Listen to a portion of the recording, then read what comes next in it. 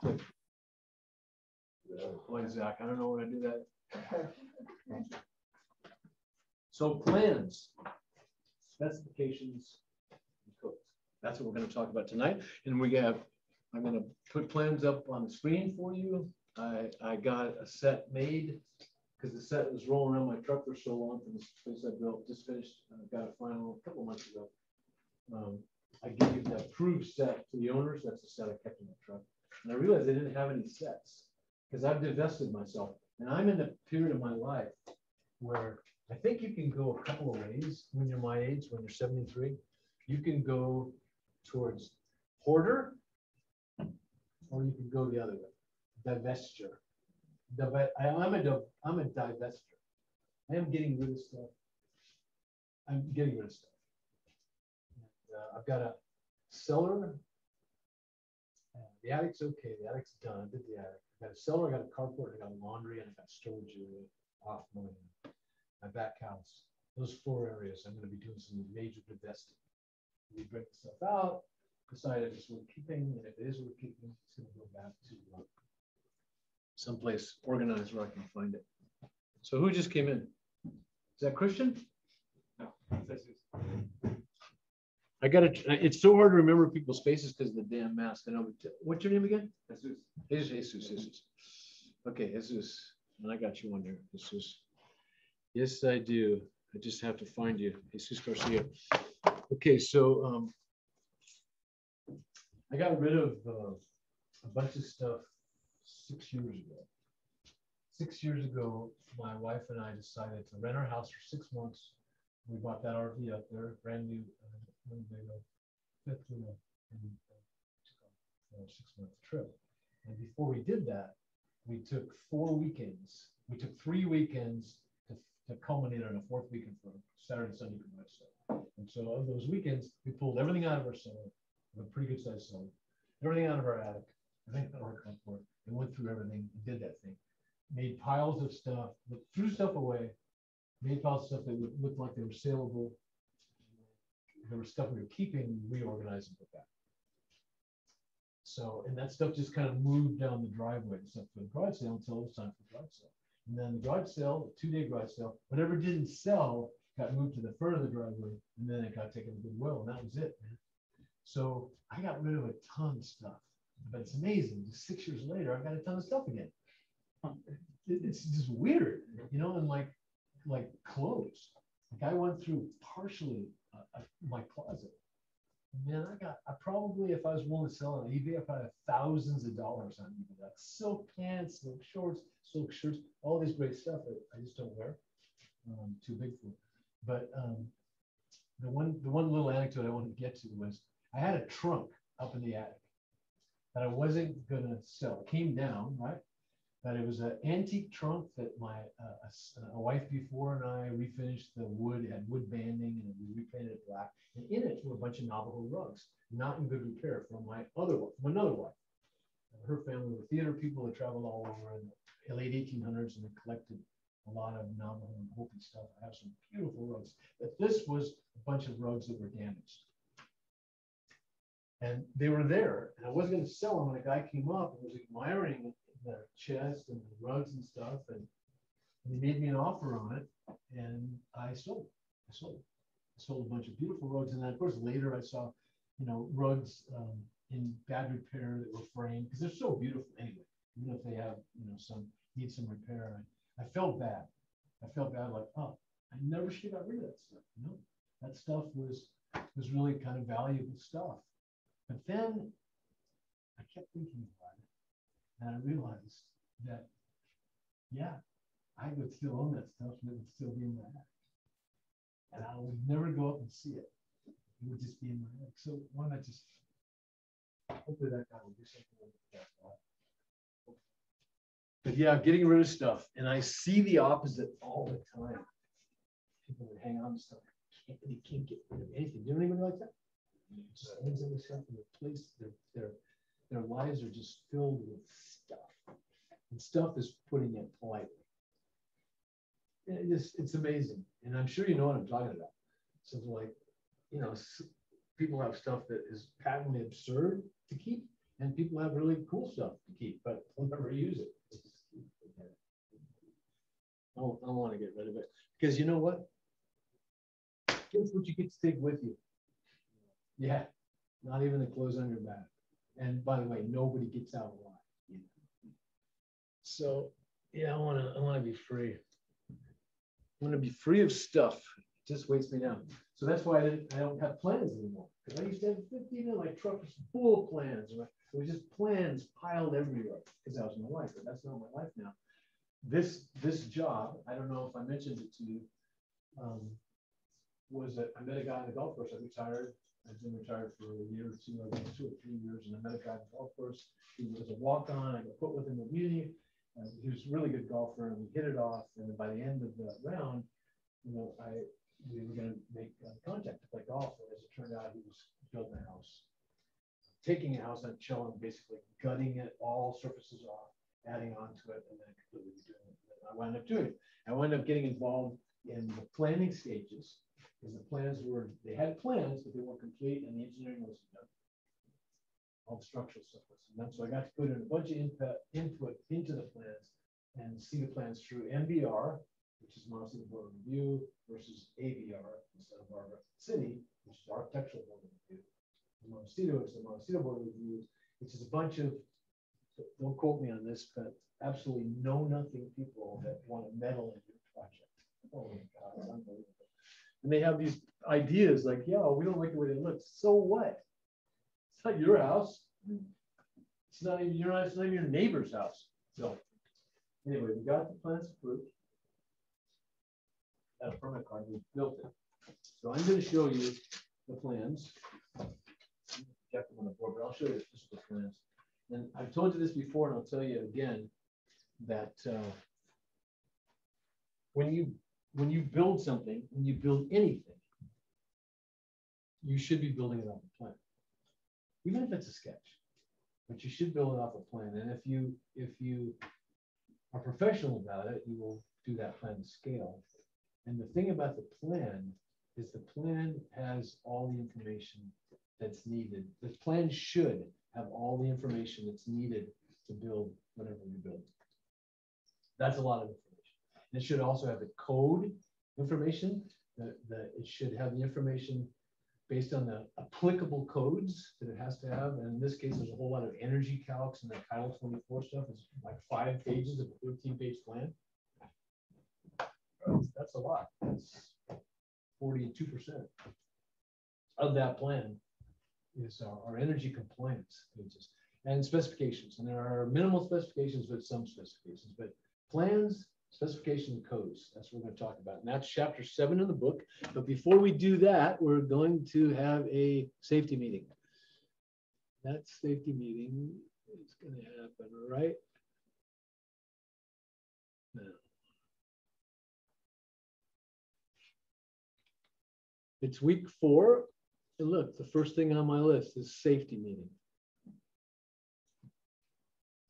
Who's my light guy? It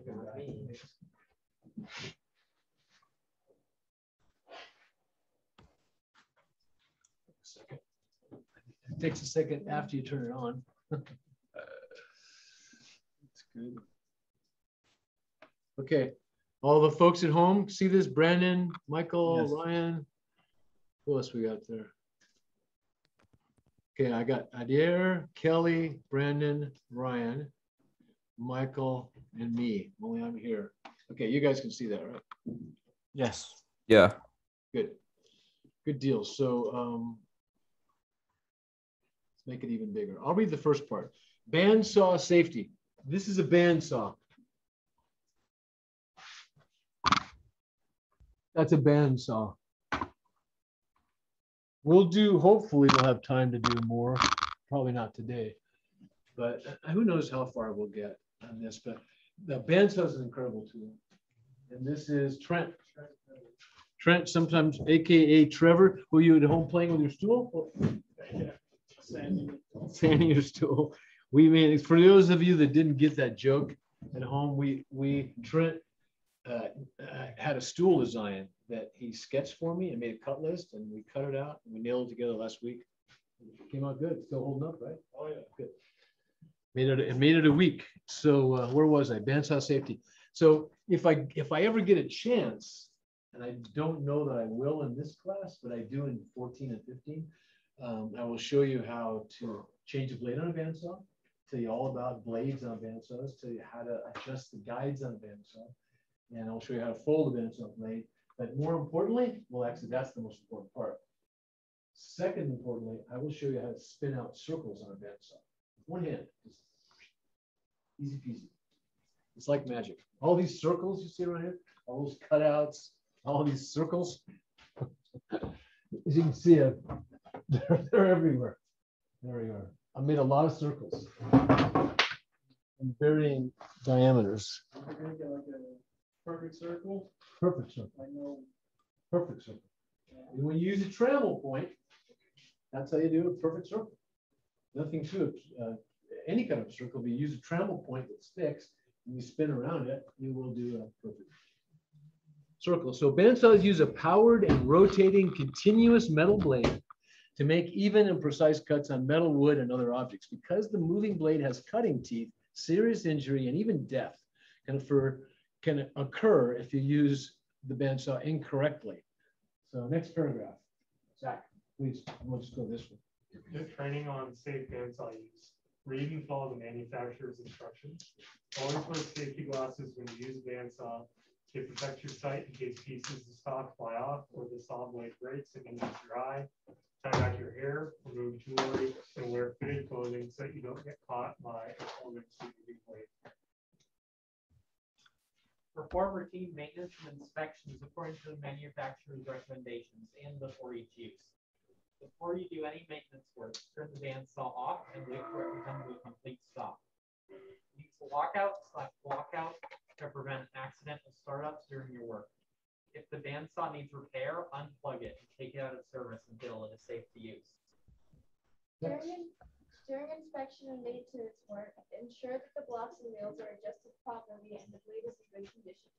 Set blade tension within manufacturer's standards. Ensure the blade is positioned properly on track.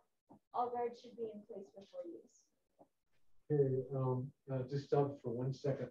There's not a lot to know about a bandsaw. You have upper guides and lower guides. And the guides consist of two guides that come on either side of the bandsaw, just behind the gullets and the teeth, and then a roller bearing right behind it. It keeps it from going any farther. And the same thing is below.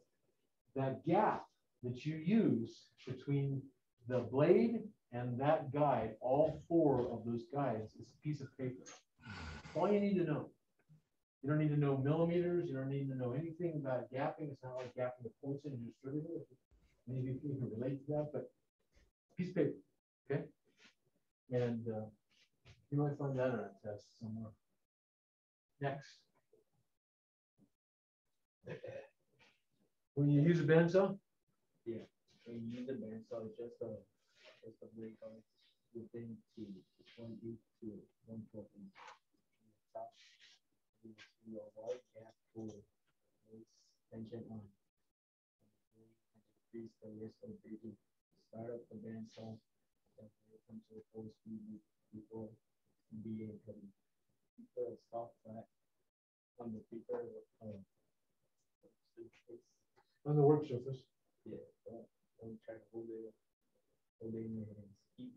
Keep hands at least 3 inches from the blade. Use stock measures.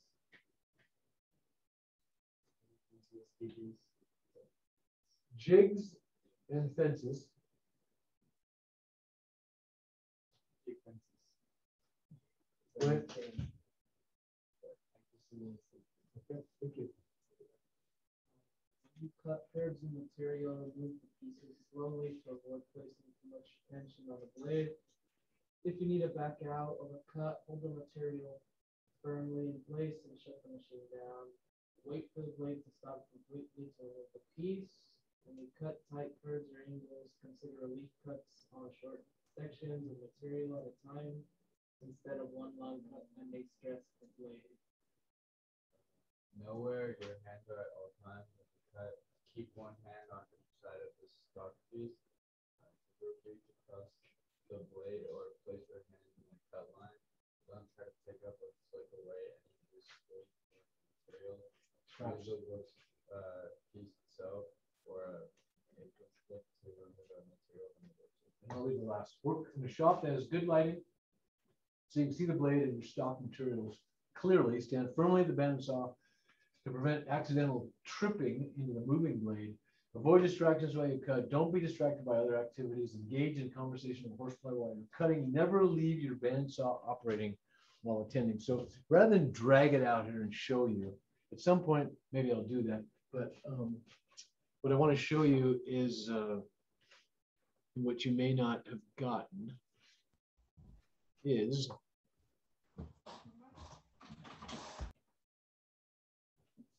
the relief cuts. So, you know, bandsaws are good for a variety of things. And curves is one of them, cutting curves. You can do it with a jigsaw too. And with a jigsaw, you move the saw onto the work and do your cuts. On the bandsaw, you move your work through the blade, right? It's a continuous blade. As a matter of fact, the bandsaw blade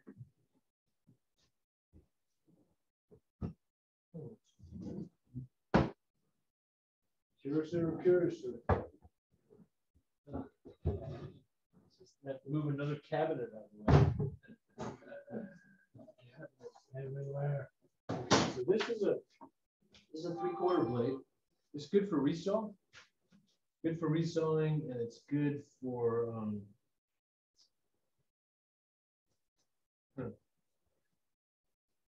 it's good for gentle curves, but not tight curves. The tighter the curve, the narrower the blade. And the blades, these blades are, they're called out, they're differentiated by width of blade. This is a 3/4 blade. And by how many teeth per inch. So all saws are rated in teeth per inch. Virtually every saw blade. This is definitely 3/4. Actually, this might even be considered 5/8. It measures 5/8, but I think it's a 3/4 blade. Yeah, if I go to the outside set of the tooth, it's 3/4. So this is 3/4, and then in an inch, it's a 4-tooth blade. So I got some 6 and some 8s and some 10-tooth blades for finer cuts. This is a rougher cut. This is for roughing out. This is a perfect blade for resaw, small resawing. Who knows what resawing is? Resawing is taking a piece of material. This stock here is 5/4, so it's 4/4 net. It should net at 1 inch. And let's just say that I decided, yeah, it's actually 1 1/4. So this is 6/4 S2S material. It's nets at 5/4 or 1 1/4. And let's say I want to get a couple of 1/2-inch pieces out of it. I can do that. Or I can split it right down the middle and wind up with a bandsaw curve is about a 1/16 of an inch. So I'm going to be 1 3/16. Then I could surface it both sides or even face join it and wind up with solid 1/2-inch pieces, maybe 9/16. So a resaw would go through the bandsaw like this and resaw it. And that resaw look, that bandsaw look, is a look that's highly priced. You would order lumber like that from the board store. You'd order it resawn, 1 face, 2 edges, 1 face, 1 edge, 1 face, 1 edge, 2 edges, right? You order resaw because you want that look. You want that rough bandsaw, resawed look. So the bandsaw blades are kind of tricky, to say the least. They're sharp as all get out.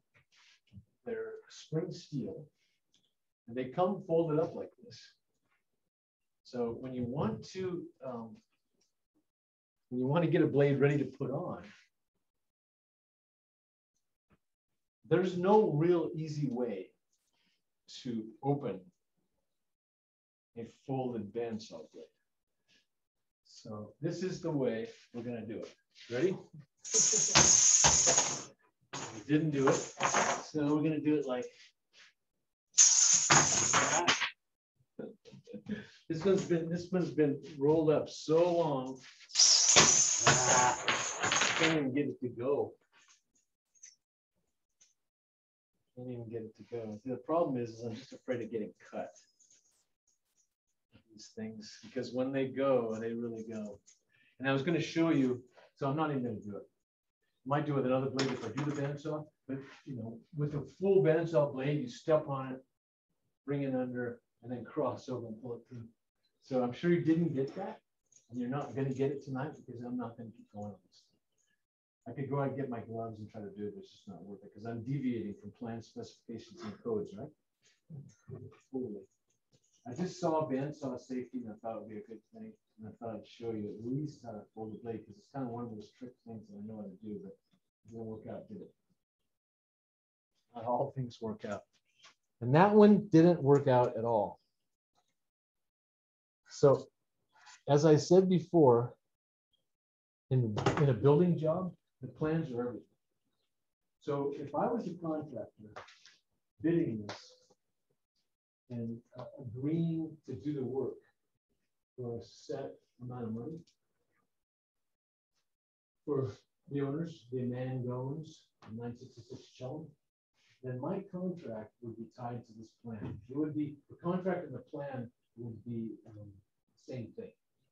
Well, basically, the contract says, I'll do the plan. And it'll qualify the plan.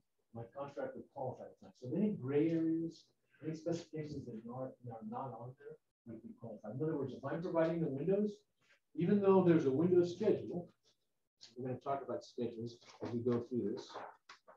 There's a lot of notes, there's plumbing notes, there's a whole lot of general conditions notes, as well as a window schedule, window and door schedule.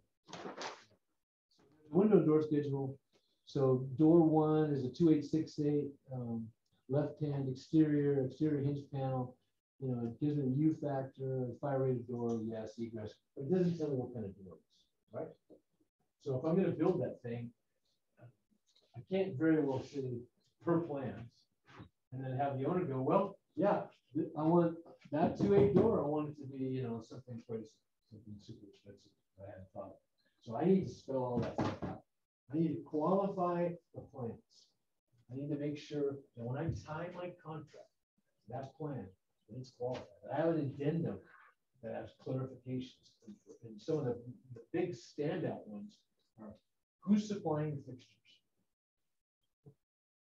Who's supplying the windows? Who's supplying the doors? Who's supplying the plumbing fixtures, the cabinets, the cabinet mounts, etc. And if it's me, fine. I need it spelled out, or I need allowance to spell out in specifications. So she hasn't picked out finish hardware. Finish hardware would be towel bars, TP holders, cabinet knobs, interior door latching.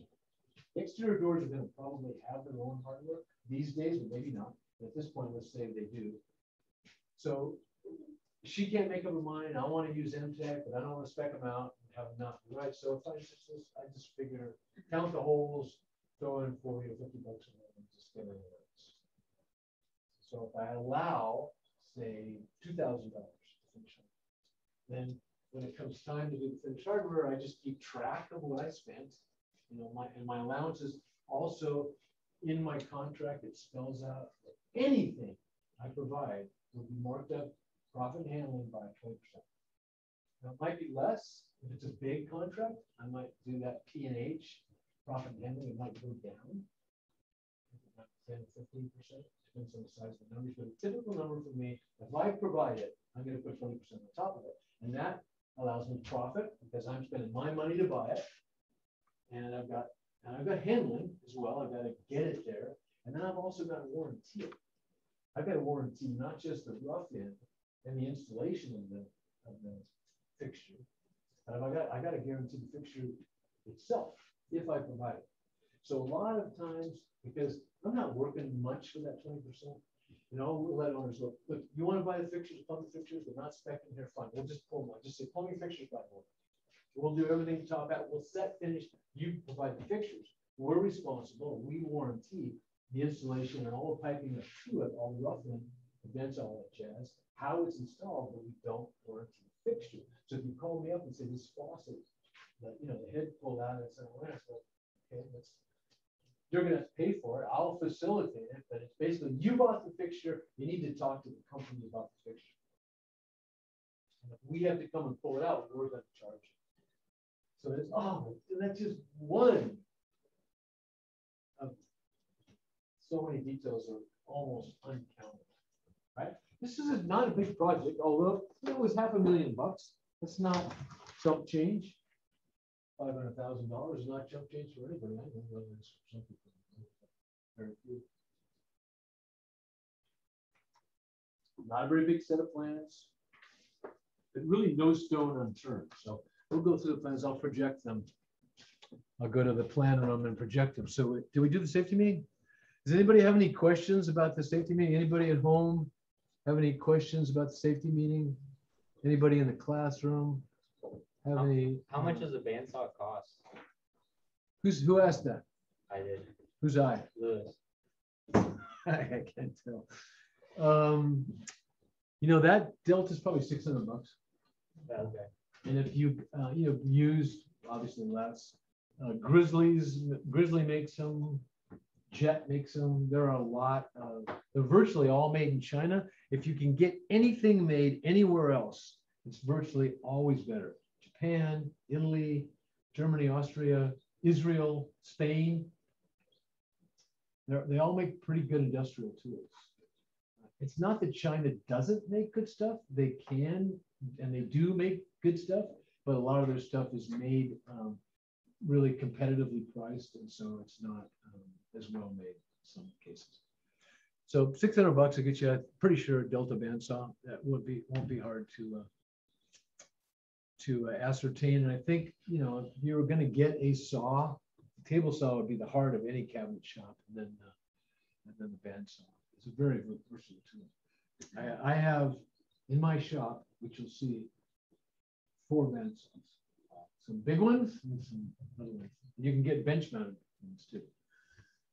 So we're off the bandsaw. We're on plans and specifications. So here we go.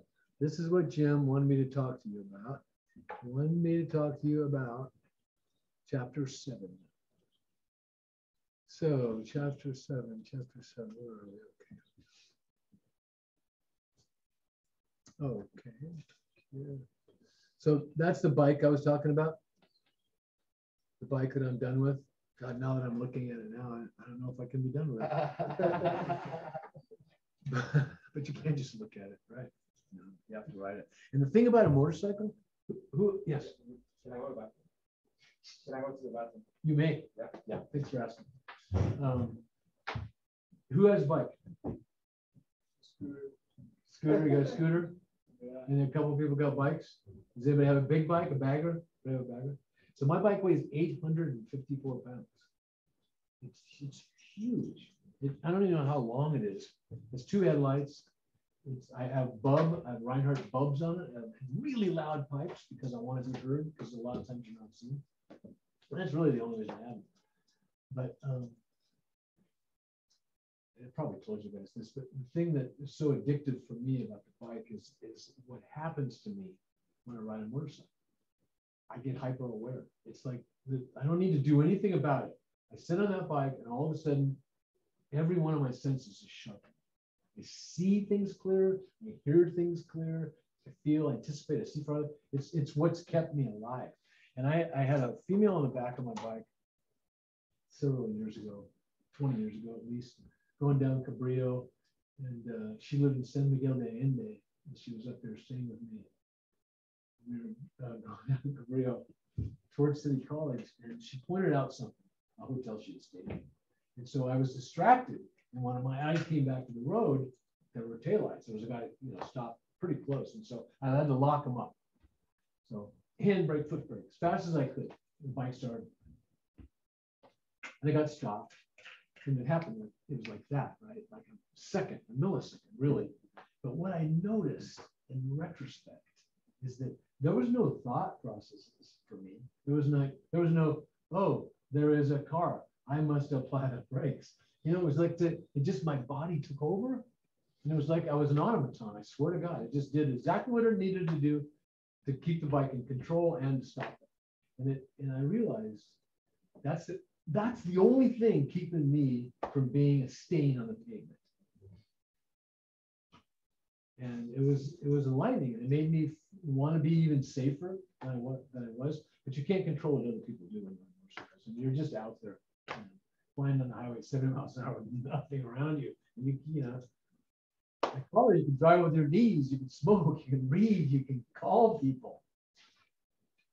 Like, not that that's what I want to do.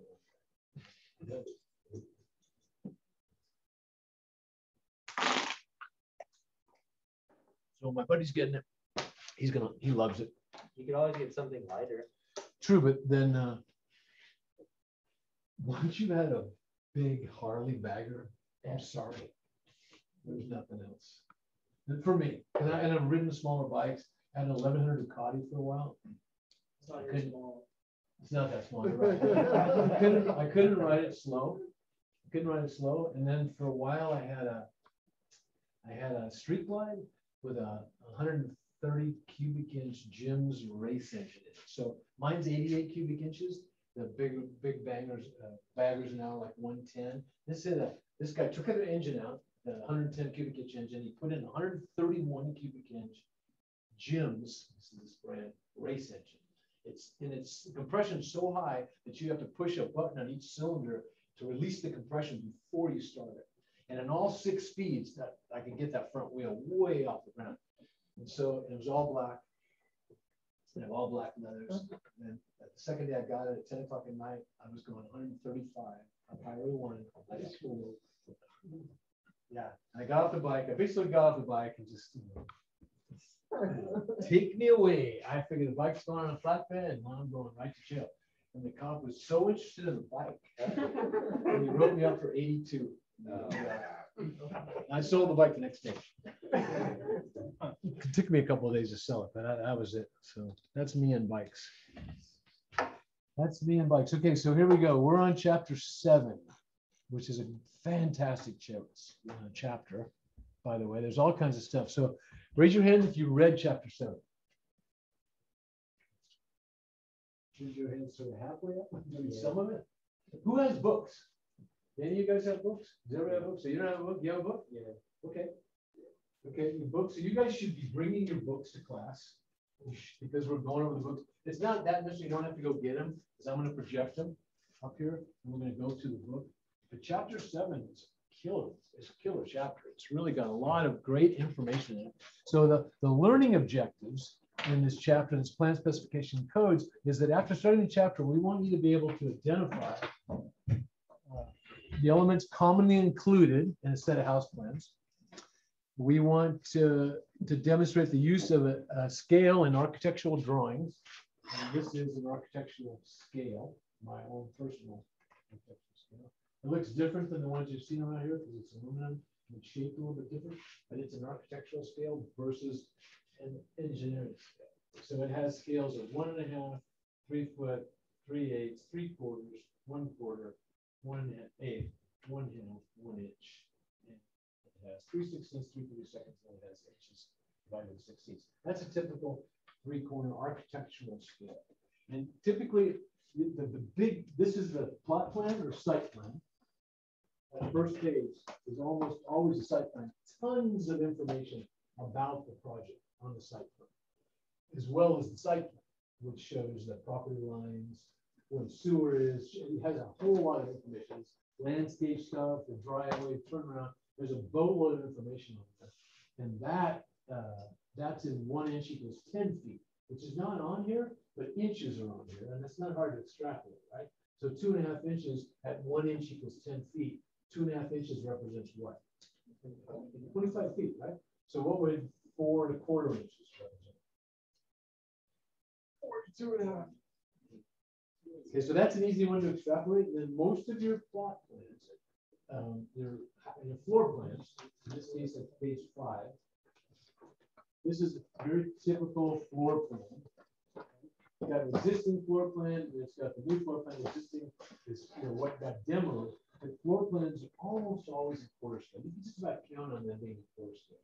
Unless it's a really large house, and it might be an 1/8 scale, or they might divvy up sections and still keep it 1/4 scale, because 1/8 scale is pretty hard to read. you know, to extrapolate numbers. For quarter scale, pretty easy. And you just find, you know, in finding anything, in building, when you build up a plan, it's made by an architect. Let's say you're not doing the plan, an architect's doing the plan. Typically, a plan like this, an architect is drawing the plan, and they draw it to scale, and you want to build to the call out. Call out is written on the plan. So this guy says 14 feet, right?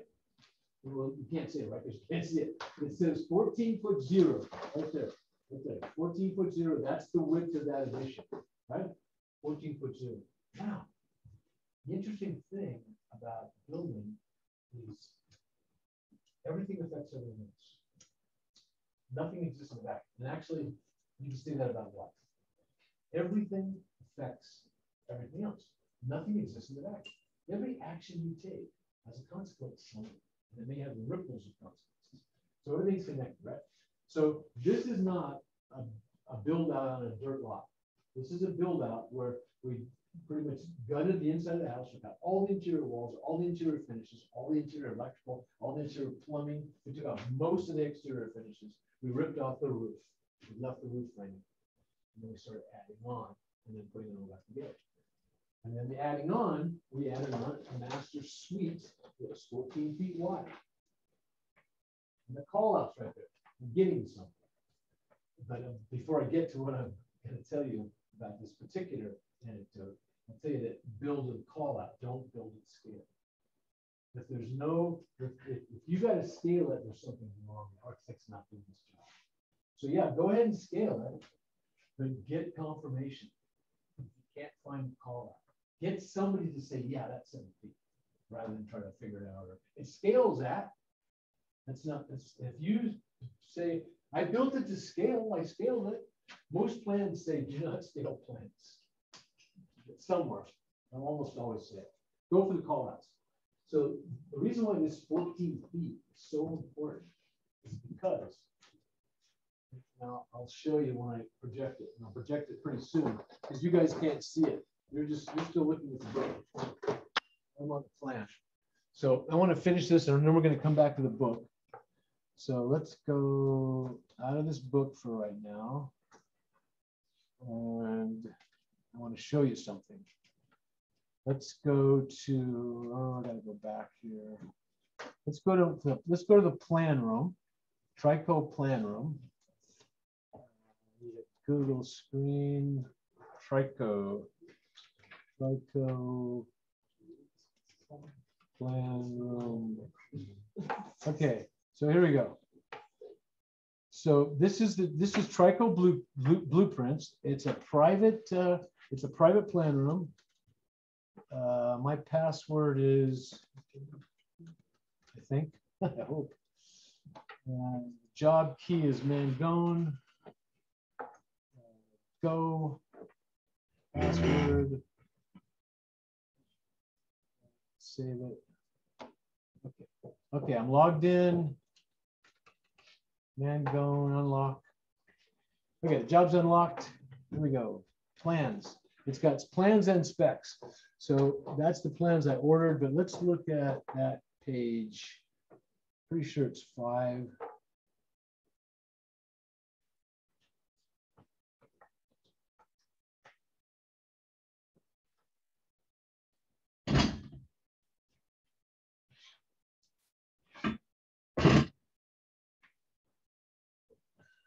Okay. Let's.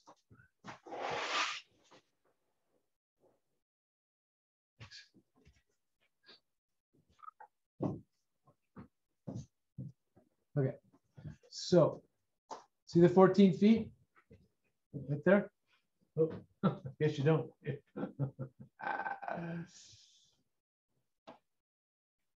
Now you see it? See that 14 feet? Okay. It's an important number, right? Because these black lines, these are new walls. These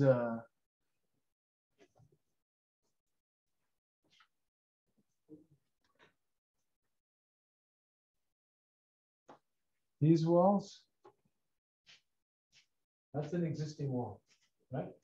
That's an existing hallway wall. That's existing exterior wall. Those are staying. The finishes are off of them. All the finishes are off of them. So the 14-foot is a really important call out, and it's really important in every part of it, starting with the foundation plan. So the foundation plan is on S2.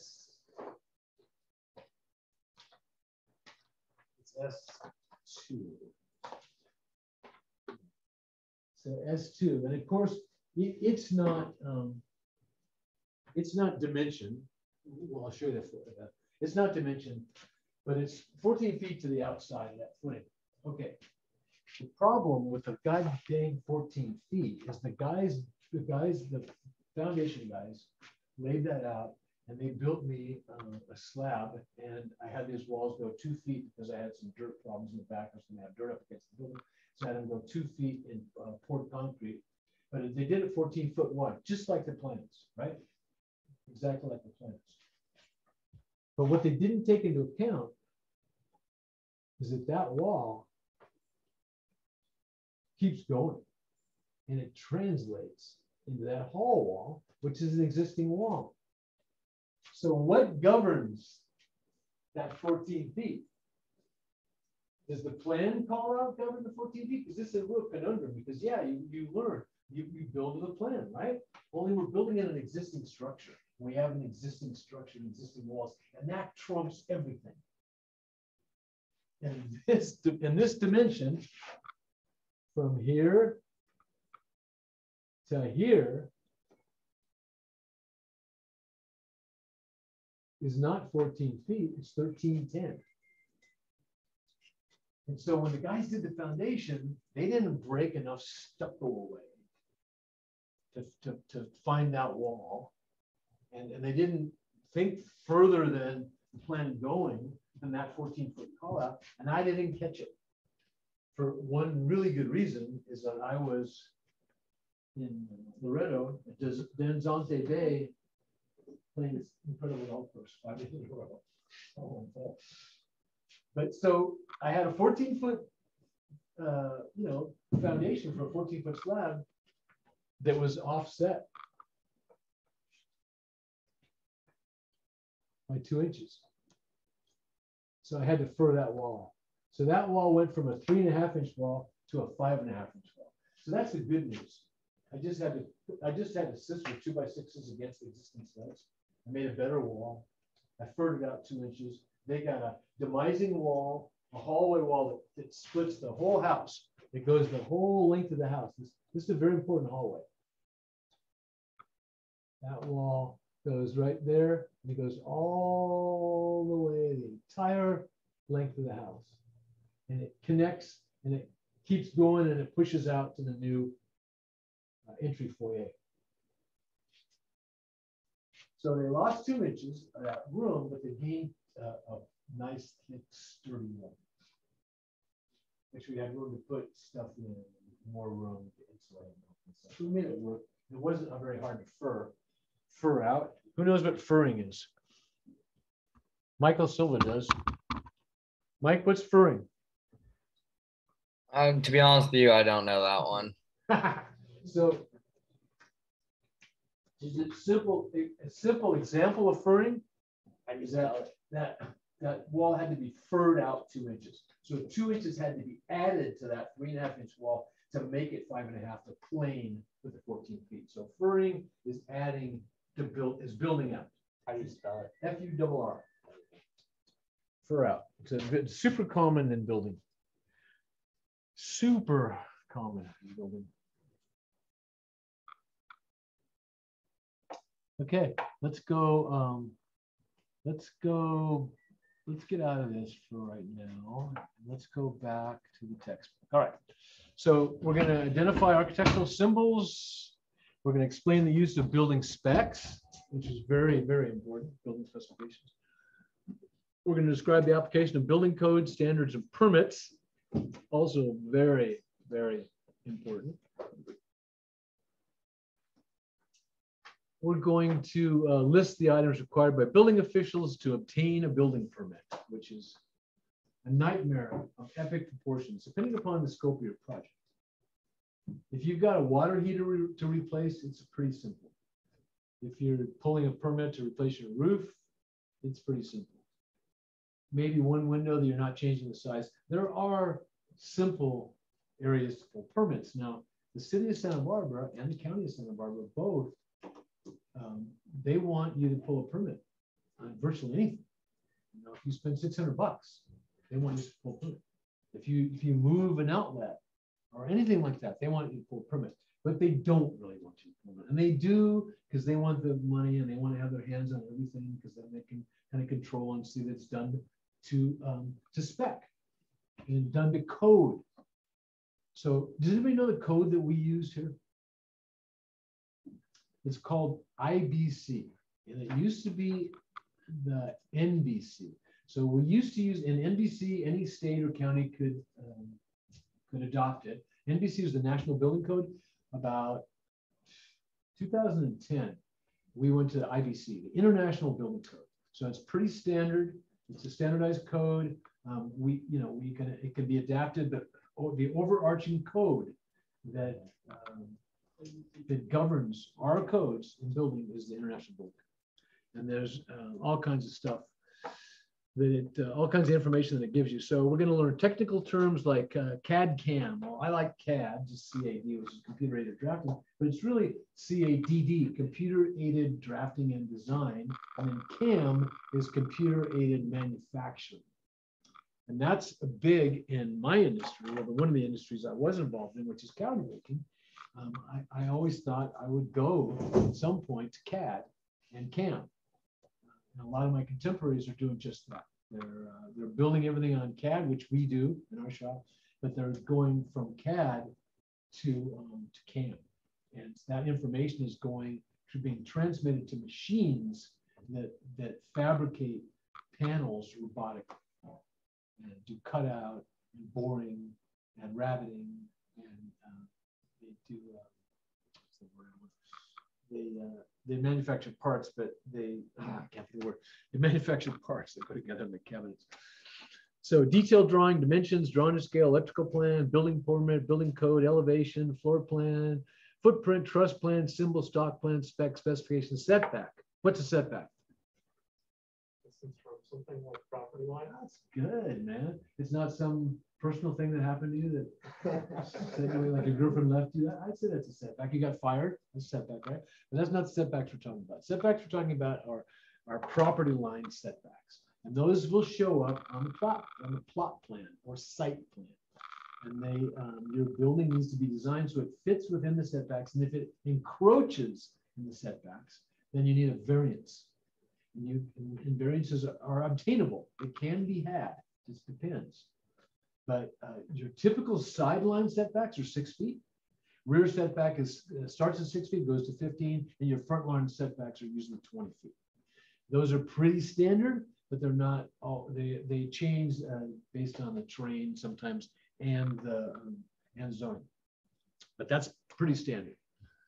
And all the houses, where I live, have those setbacks. Model code, pictorial sketch, plot plan, print, list of materials, framing plan, foundation plan. The list of materials is a joke. We'll get to it, but I've never seen one. I've never seen any architect give me a list of materials. In the first place, it would be suspect as hell. I don't trust architects as far as I'm wrong. I love them. I love architects. I love what they do. I love building for architects, but man, they draw some stuff. Like there's some really good architects and really sought after group of young guys, and they kept coming out with these plans that called out a cabinet door, 7/8 thick style and rail, and then a 3/8 flat panel, paintable birch plywood. There's no such element as 3/8 birch plywood. It doesn't exist. I could have it made. I could laminate 1/4 and 1/8 and make it myself. I can do a variety of things, but there's no 3/8. And they kept calling and telling me, why do you keep putting this on your details? It doesn't exist. It has to be made. You double the cost of everything. It's like, it's stupid. Just make it something that's available. And stuff like they'll draw something 49.5 or 50 inches, right?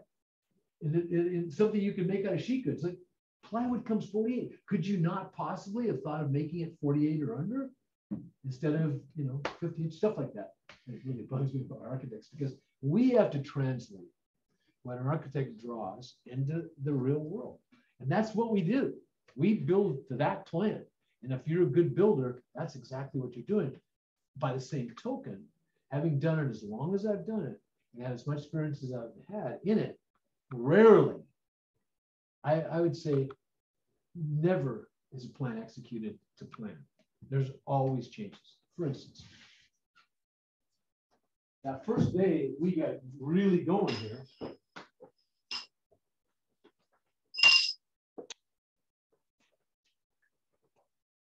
Well, you guys can't see this. That first day we got really going on this job.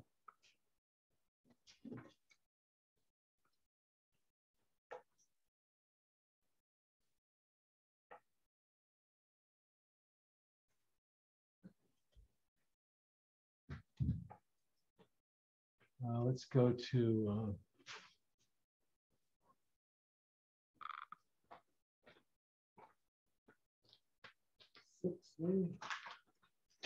six. Let's go one more page. Loading, loading, loading, loading, preparing, preparing. It's preparing. Okay, we're waiting. Preparing, preparing, preparing some more. It's really, really preparing. The first day we got this job demoed, we walked over to this wall. Now this wall,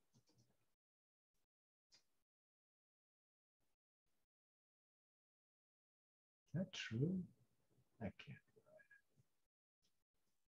right. Okay, that's not. No. Huh. Okay. Okay. So this wall, right there, that wall right there, that it's a gable end wall, so it's balloon framed.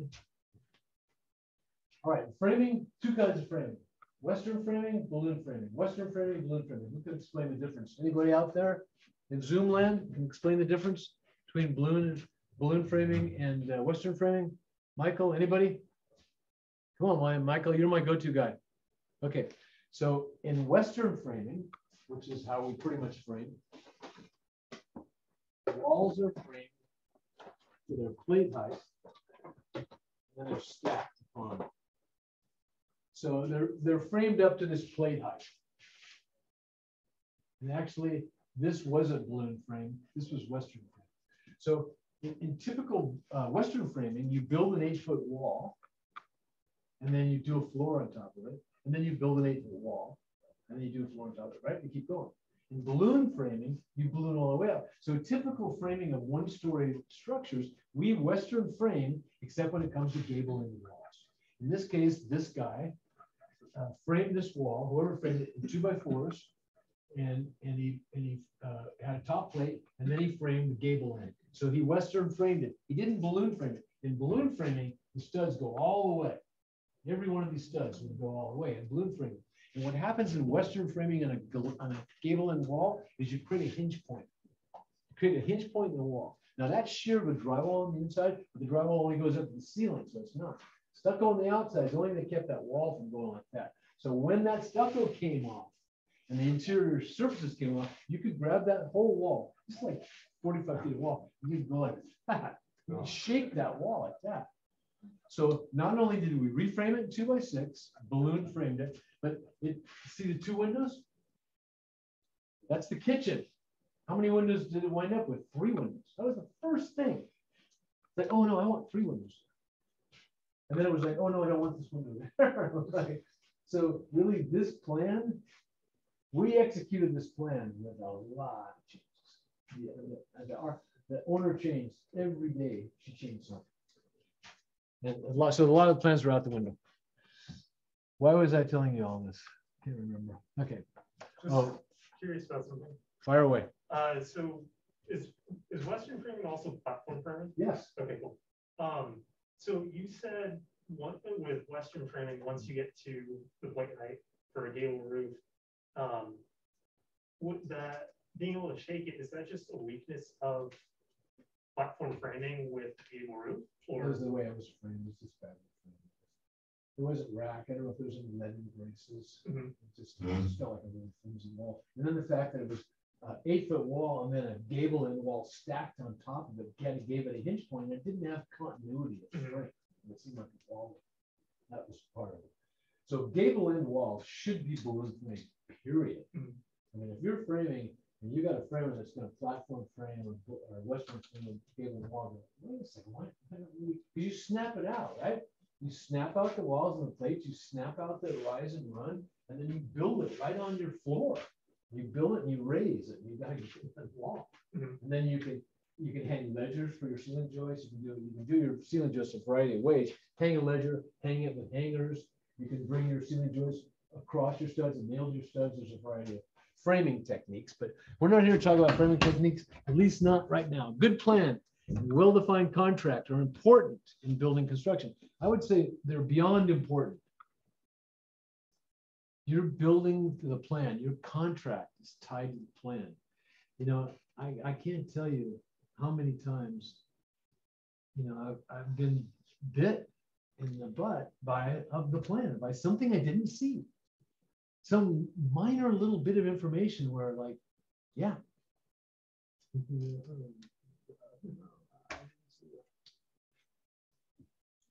So you either go back and fix it, or you talk yourself out of it and you say, well, we need to happen. There's so many details, even in a house like this. And again, spending $500, $600, and I don't know, they might have spent $600. It wasn't a fixed price contract for me. I ran the job. I told them, I will build your house and I'll charge you by the hour. I'll do all project management. I'll do all budget. I'll deal with all subs. I'll bring my subs. I'll entertain your subs. I'll deal with building officials. I'll get you your final. And the cost of the cost. They said, well, how much does it cost? I go, I don't know, the cost of the cost. So I worked out a budget for them. At about, it was about $490. So that's, you're going to have gray areas. You're going to spend more. For sure, there's areas I didn't, because I don't know what to put in. I didn't put in lenses for plumbing fixtures, but they were happy. They got what they wanted, and I'm happy as well. So the old proverb: early understandings make long friendships. Holds true in the construction industry. Expectations should be specified in the contract. No uncertain terms. For the project to go seamlessly as possible to avoid possible future litigation, because you do not want to get into litigation as a contractor. My friend John is in litigation on some stuff. And Peter, my friend Peter, is a big time plumbing contractor in litigation. You know, it happens less in commercial. It happens mostly in residential, but some residential clients are just impossible to make happy or please, and frankly kind of whacked. And when you're dealing with someone that's basically unhinged anyway, and it makes it tough. They can make it tough. So back to something I said early on in building, I find in my experience, in my career as a builder, is that my personality was everything. I mean, it's my job, if you're my owner, to get you to like and trust me. That's how it works. By the same token, I need to like and trust you to have this thing work. And I try to get that out front, you know, right away. And with the caveat that that's all fine and dandy unless you're hungry. If you're hungry, you don't have any work, your guys don't have any work, there's no money in your accounts. Basically, I would have my lips surgically attached to an owner's ass to get the job. I don't care how crazy they were, if I was hungry. But I haven't been hungry for a while. It's been, we had some down years, 08 to about 8 to 12. This is the same. The early 90s, about 3 years, the early 90s were crazy. But other than that, there's been more work than any of us could ever do, ever.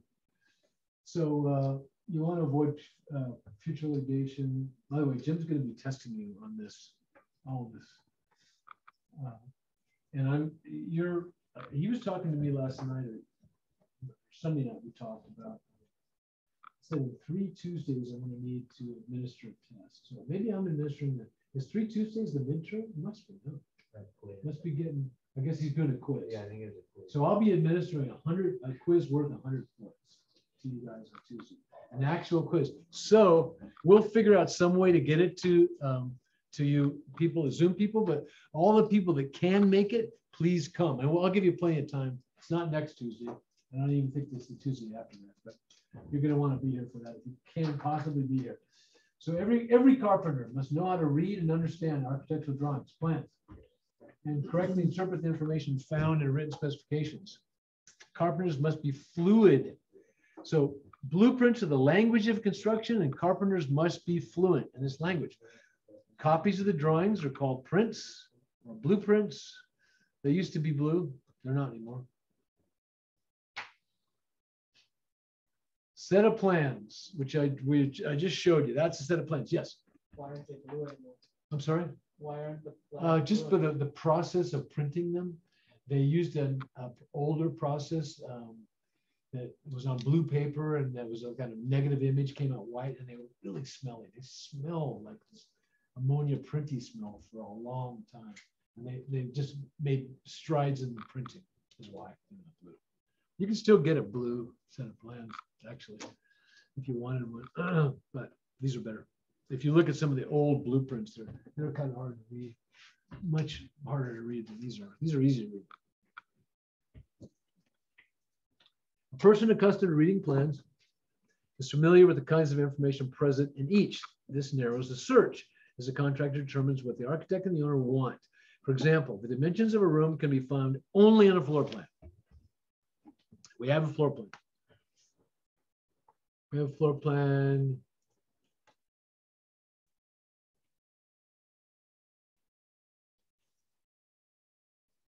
Right there. That's the approved set too. How about that? So that is the floor plan. And then interestingly enough, here's the existing floor plan, right? House. This is a long porch right here that got demoed. The old entry door, some big windows, which are now gone, long gone, and a garage. And then what we did is we added a utility room onto the garage.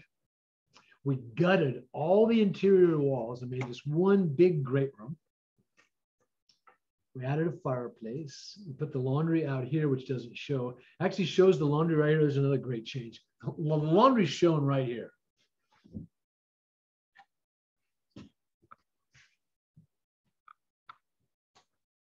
I put the laundry here because there were stubs to it. Another interesting thing happened on these plans. No one knew where the sewer was, where the main line was. It is the weirdest dang thing. So here's what we did know. Is on the plot plan, it shows the sewer running this way. And it showed it running that way because there's a big clay cleanup, which is obviously the main line sewer. Who is that? I can't see who you are. How you doing? Hey, man. Yeah, yeah. Come on, you can sit in. You can sit in. So we knew where the main line was, but and I figured that from the existing kitchen was right here, right, and existing laundry, which was right here, and everything went under the slab, pretty much from the kitchen just straight across. Maybe the laundry tied in somewhere under the slab here, and it picked up, because there's only one bathroom, picked up the lavvy, the WC, and the shower, and exited the building, and it picked up the mainline sewer, and then went to the street. So part of what we had to do was we had to do a new lateral to the street. So these days, if you spend a bunch of money on your house, the city and the county want you to do new sewer laterals. And it's a good thing. The clay pipe was a mess, really. And when you spend the money, they want you to go ahead, go a little further and do a new sewer lateral. So a new 4-inch ABS pipe and a new tie-in to the city sewer. And then they know that your lateral, at least the stuff, when it leaves your house, is going to have a good clean flow and not be obstructed by roots and not be Orangeburg or Vermica, be asphalt impregnated paper, which is what Vermica was, which was used a lot in sewers, and it failed miserably after several decades. ABS doesn't fail. ABS is around for a long time. So we knew we had to do a sewer lateral. So we were getting along, and I wanted Wendy to abandon all this stuff, and I wanted to cut through the slab and run all new sewer pipe from these fixtures, laundry, these fixtures here, and run across, pick up these guys, and then had a all new on the slab, and not depend on 50, 60-year-old pipes on the slab, which were galvanized. She didn't want to do it. And the main reason she didn't want to do it is because I didn't know this initially, there's no finished floor. It's the slab. It got ground and polished and clear seal. That was her finished floor. That was her idea all along. It wasn't on the plans. I found out later. That's what she wanted.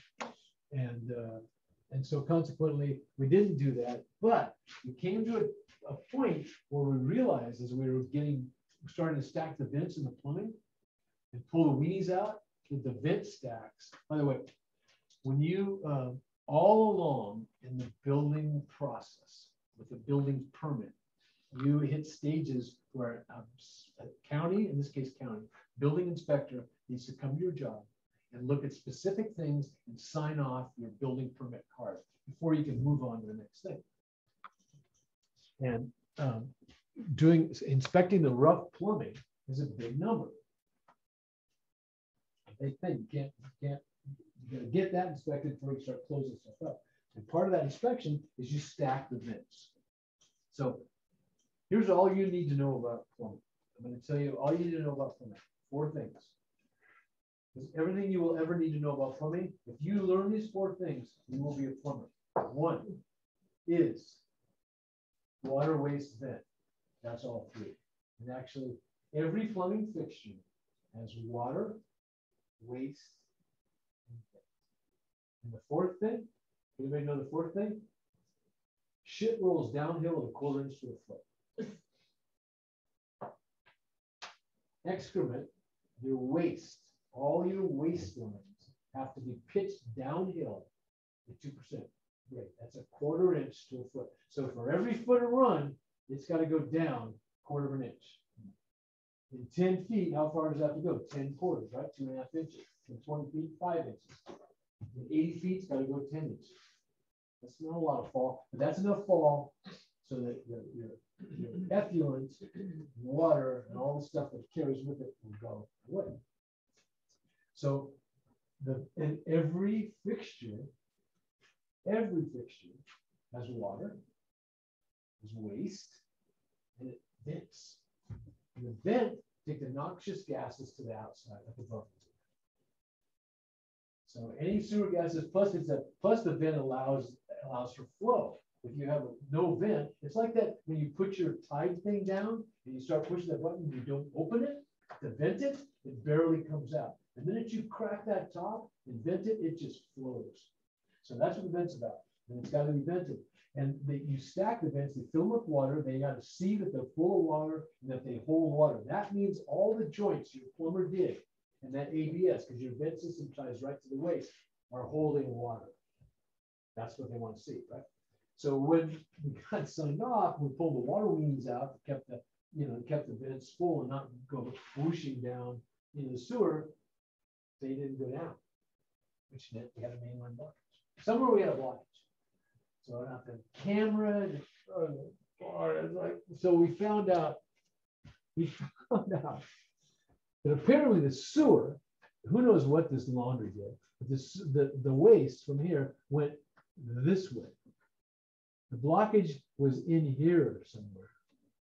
And then the waste turned, picked up all this stuff, went to the back of the building, and then turned, and then went this way, tied into that main sewer. And it took us a lot of digging and head scratching and cameraing to finally find it. But we did find it. And then what we decided to do, I decided to do, complete change of plans, is I decided to take all this waste for this bathroom and all the new stub out waste for this bathroom, tie it into brand new waste, 4-inch waste lateral all the way to the street. Except right here in front of the house, if we were to go to the, plot plan, which is a good idea. Oh shoot, I forgot to explain. Let's go to,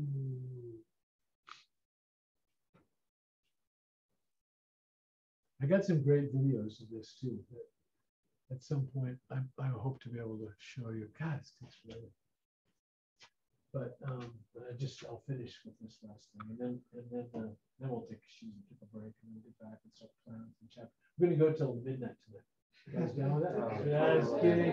Just kidding. No, don't lynch me. If you buy beers and pizza,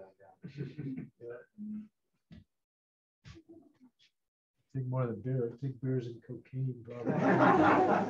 But I haven't had a drink in 31 years, and I sure as hell haven't had cocaine in that long. So,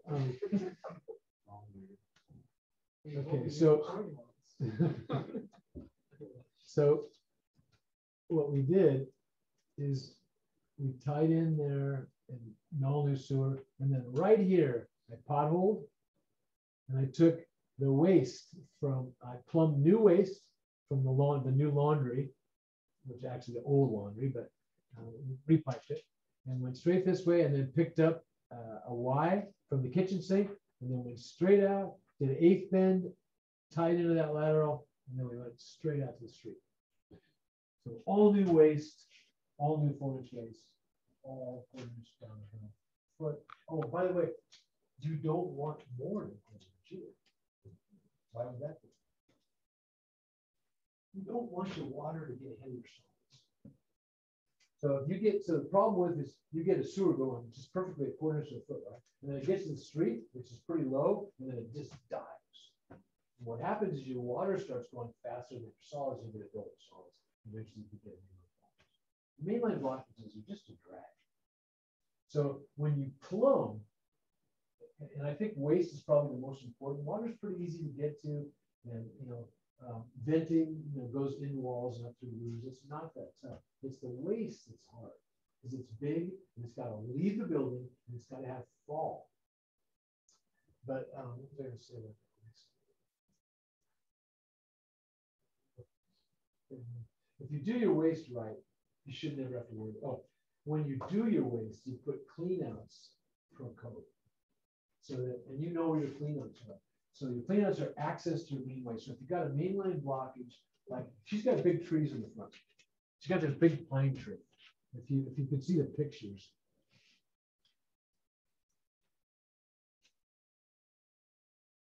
We grubbed. This is all gone. We took out everything you see there. Cleaning that porch was gone. Gone. But you see the front of the house. What the hell is that? Oh, that's it right there. Giant pine tree right there. Giant pine tree. Huge roots. Lots of roots.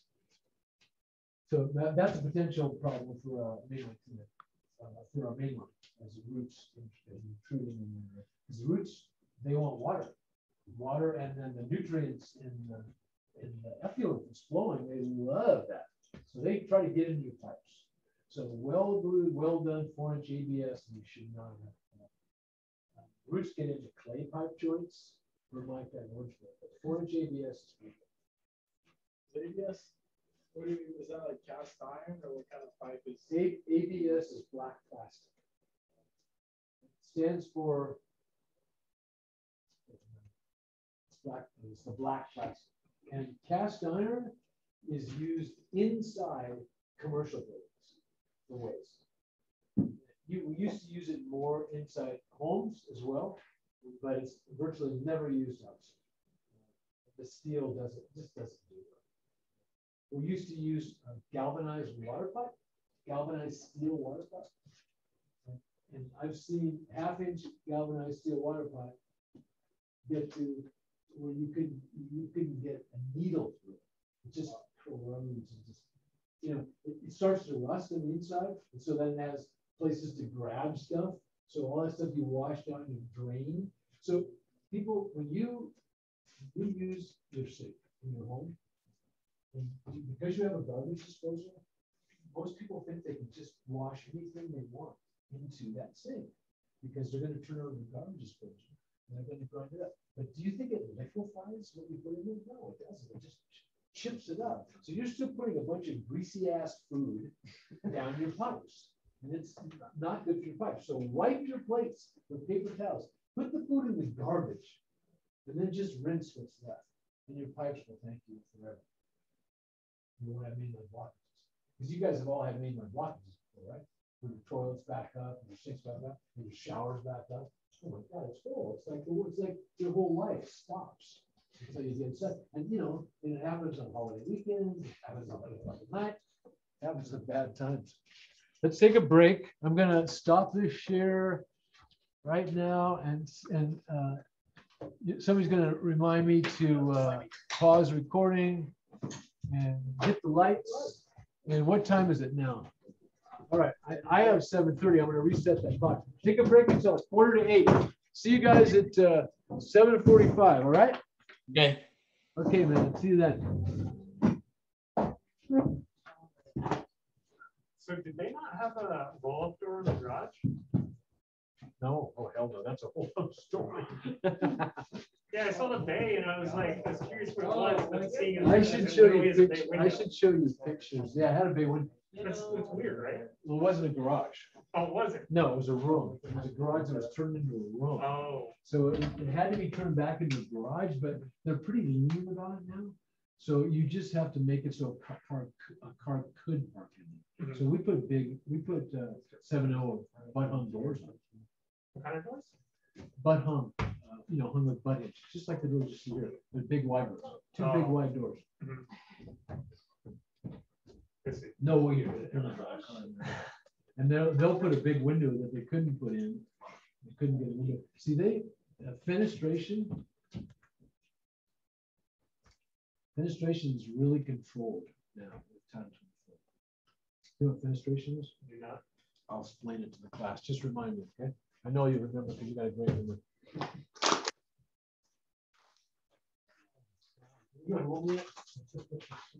You just give the word. Are you not done to stay till midnight? No, we'll go. I'll do another hour. I don't know if I had class until one Yeah, tomorrow. 8 o'clock What's meeting, that? so I have to get up. I'm gonna be by classes 6. until the one for this one on Wednesday. Oh, okay, well, you We're just go all One night. day, one day. Every other day I can leave at 8. That day. I Finally, wake up at, got my English class sorted out because I passed my AP test, so I don't have to do 110. Oh, good. So I don't have to go to stupid online.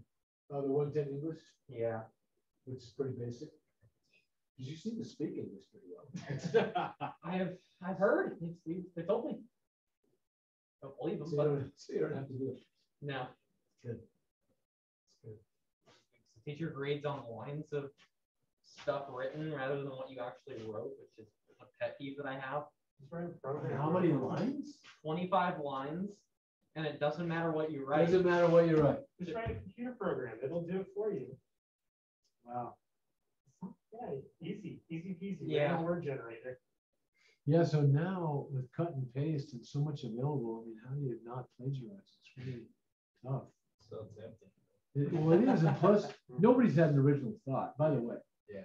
There are no original thoughts. If you think you have an original thought, I will wager someone else has already thought, right? Yeah. Designs, all of it. It's like, I'm being sort of tongue in cheek. People do come up with original thoughts, but rarely. So you want my take on a book? Hey, can't we just take the author's take? Somebody else that's reviewed it?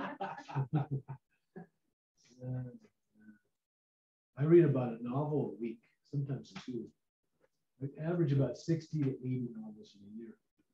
I've been doing that for years. It's just, and since I got a Kindle, I just don't buy books anymore. I really like to keep them on because everything's there and it's backward. I don't have to keep my wife awake at night reading. Yeah, I love to read. And since I retired, I dedicate at least 2 hours a day of just kick back on the couch reading with my dog curled up right next to me. The whole package deal. But I can only do it for about a half hour I gotta do something. I can do it for 2 hours, but I can only do it for a half hour. Because actually, you know, there are human beings, and I know most people are. I'm not. Well, I am a human being. So here's what this human's doing. See this rubber band? See it? Keep your eyes open. So I'm not those two fingers. Magic. All right, I'm gonna get my gloves and make this bandsaw work. That's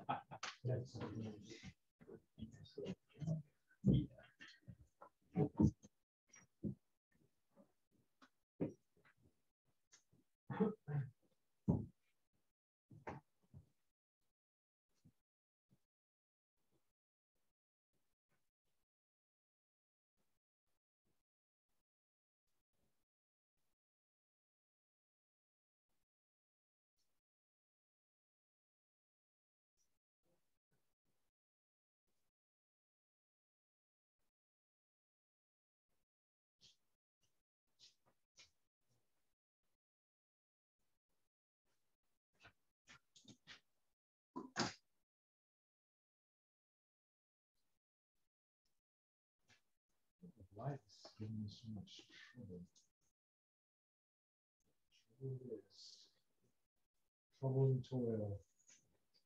Trouble and boil. Trouble and toil. Come on. See, how hard was that? That was nothing. I have to start wearing jeans to these classes.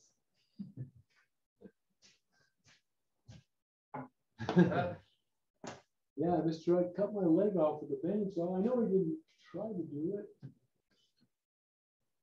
It's a workplace accident. See? Zach. Huh? Nice and large. Here's the magic. Here's the magic. Oh.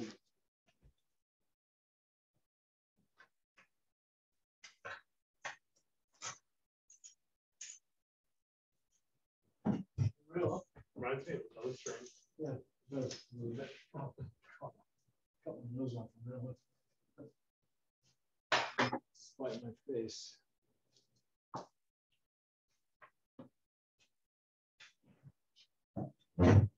So you were saying for a gable end wall, you need a balloon frame it.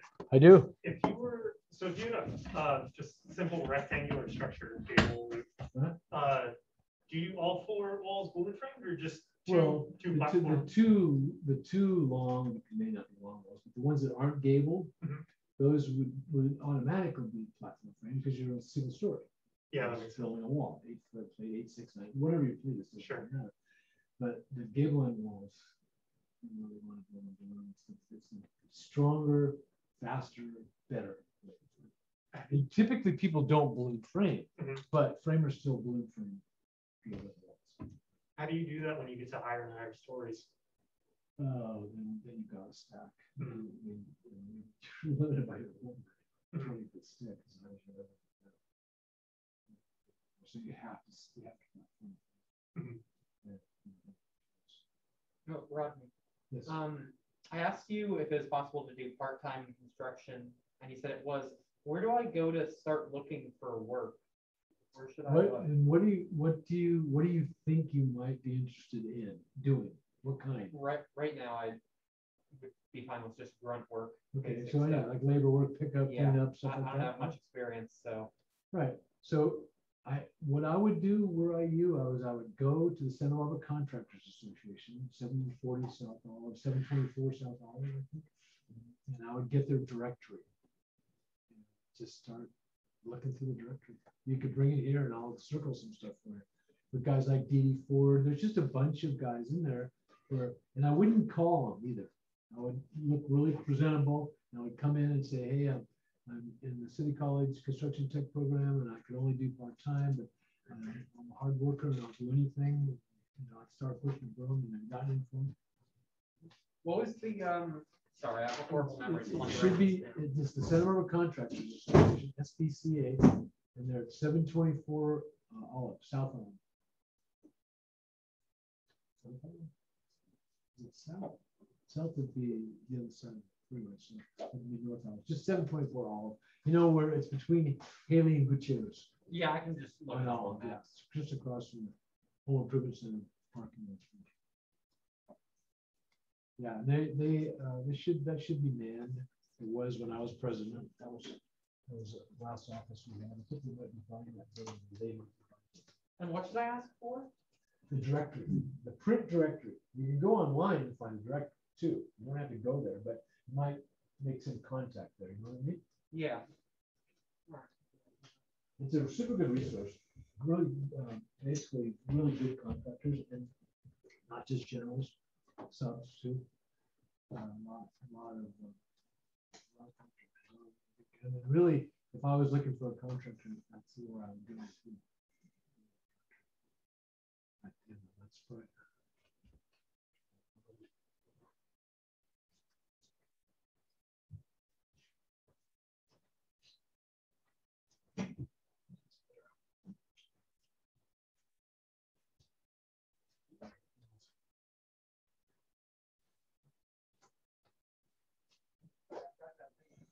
Show you guys how to do it later.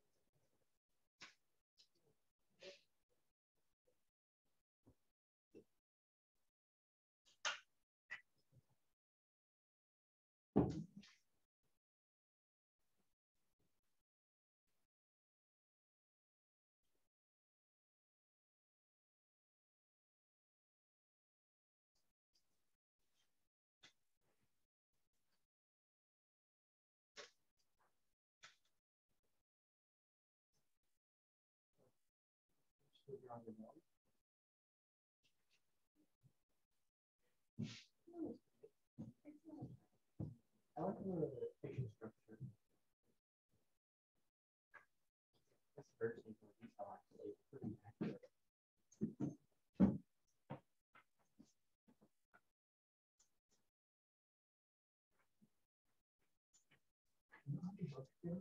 I have it online.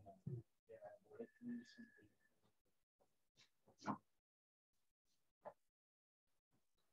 It was like 65. 97.4.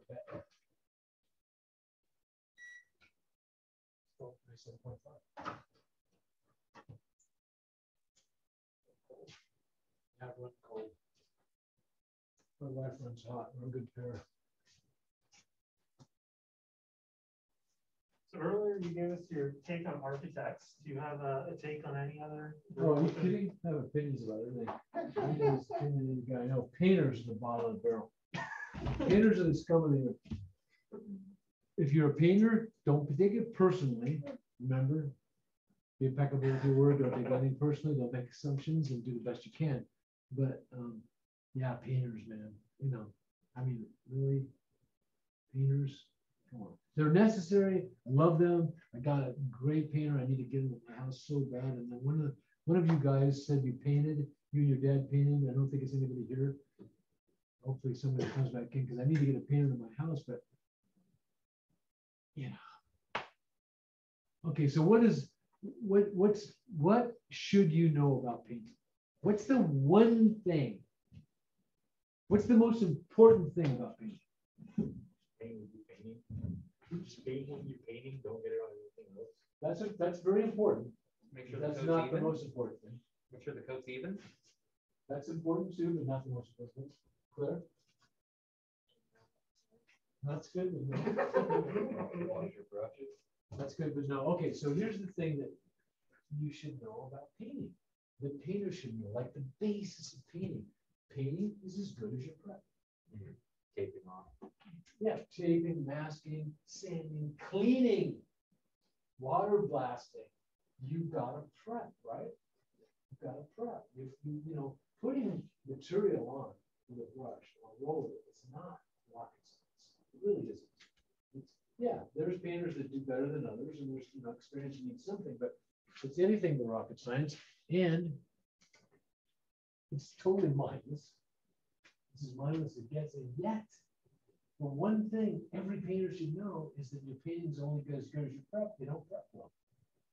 Good painters prep well, and the good painters understand that. They get their material prepped, and then you get a good paint job. You know, painters are essential. Don't get me.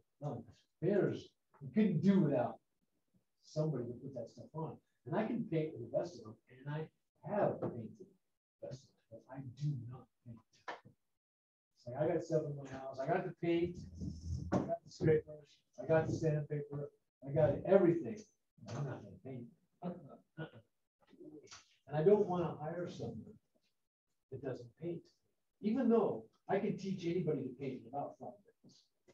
Almost anything you need can make an experience.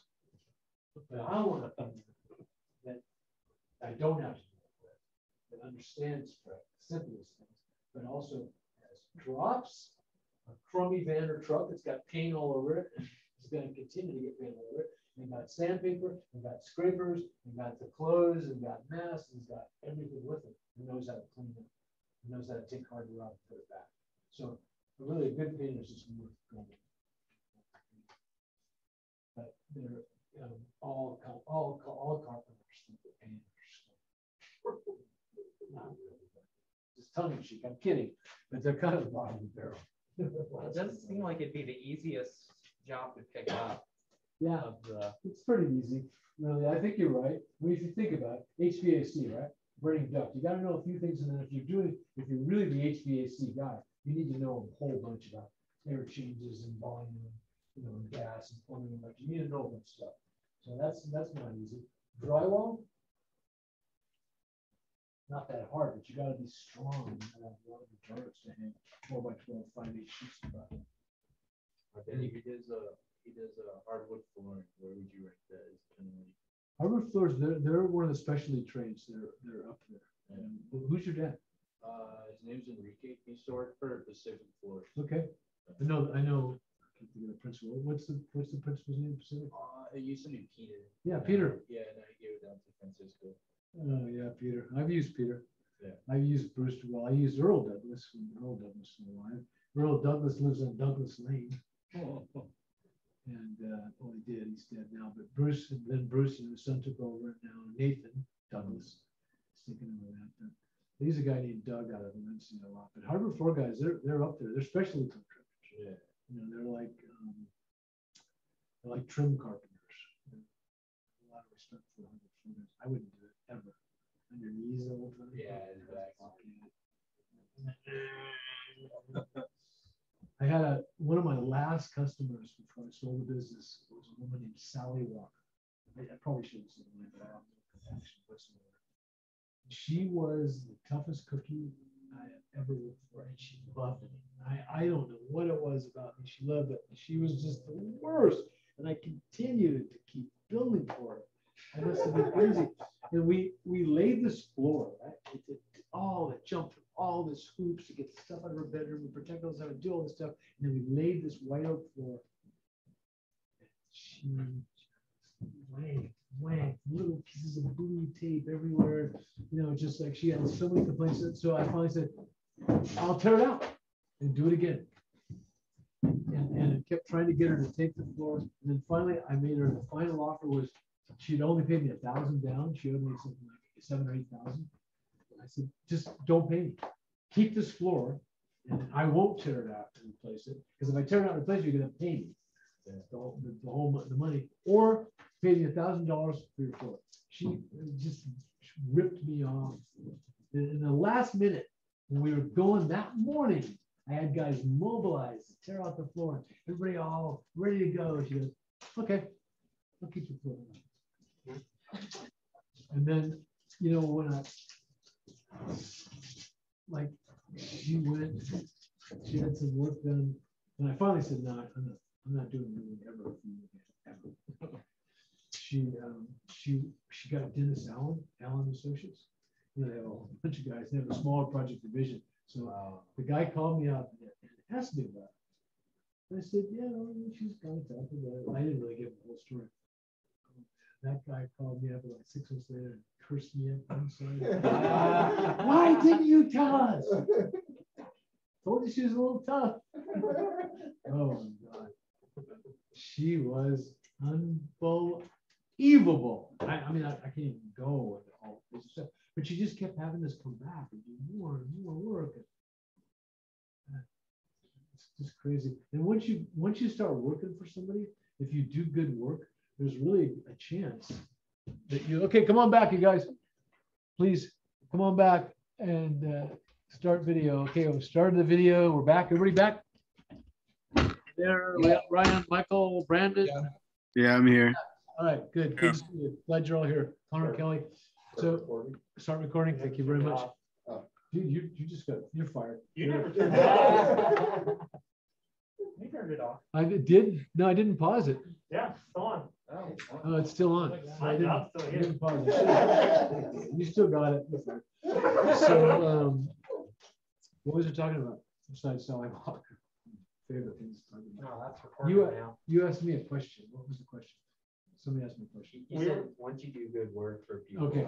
So yeah, if you do good work for somebody, good carpentry work, good contracting work, you're their guy.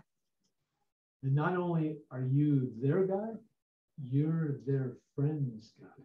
Whether you like it or not. Yeah, true. If you do really good work and they really like you, they will recommend you to everybody. So it really behooves you to do good work and be impeccable with your word and just do what you say you're going to do. It's just that simple. So many people don't. They have trouble showing up or calling when you can't show up or being super late or being sloppy or somebody that smokes on the job, and the owner says, no smoking on my job. And then I'll find a cigarette out the next day. So a question in relation to what you're talking about. What do you do for the picky clients? Do you just discount the work just to make them happy? Well, it depends on the situation. Everything's, depends on what they picked on. Right. If it's them or me, how much I'm willing to give, what the dollar figure is, Yeah. If I'm doing okay, I just give. The contractor, the person that's in charge, that has to deal with the picky client, pretty much has to weigh what it's worth. Right. How much is it worth to be right? How much are you willing to pay for you to do right? So you're gonna have to ask yourself that a lot, because those times will come, man. They'll say, no, I don't want to pay you because I don't think this is right. You know it's right, and how are you gonna? I had a guy named Mike Tim DeBellin, big guy, very, very well, really nice guy, and was his cousin, Bill Tim, his cousin, first cousin. He was running his work, and they do shopping centers in Oklahoma. We did some tracks out here. They built some tracks up on Memphis, and we did his house. They really liked us as cabinet makers. So we did his house, and we did curved cherry cabinetry, solid raised panel. So all the finished ends of the uppers and the lowers were curved, were radius doors. Wow! I mean, it was just the trickiest job you could imagine. And he loved the job. But his philosophy was that invoices need to season at least 30 days. Better if they're seasoned 90 days. Why? Because then you're hungry enough to take a discount for the money. That's how this guy. And I invited him to the shop to meet all my employees. And I told him, this guy here, he won't be able to eat tomorrow because of you.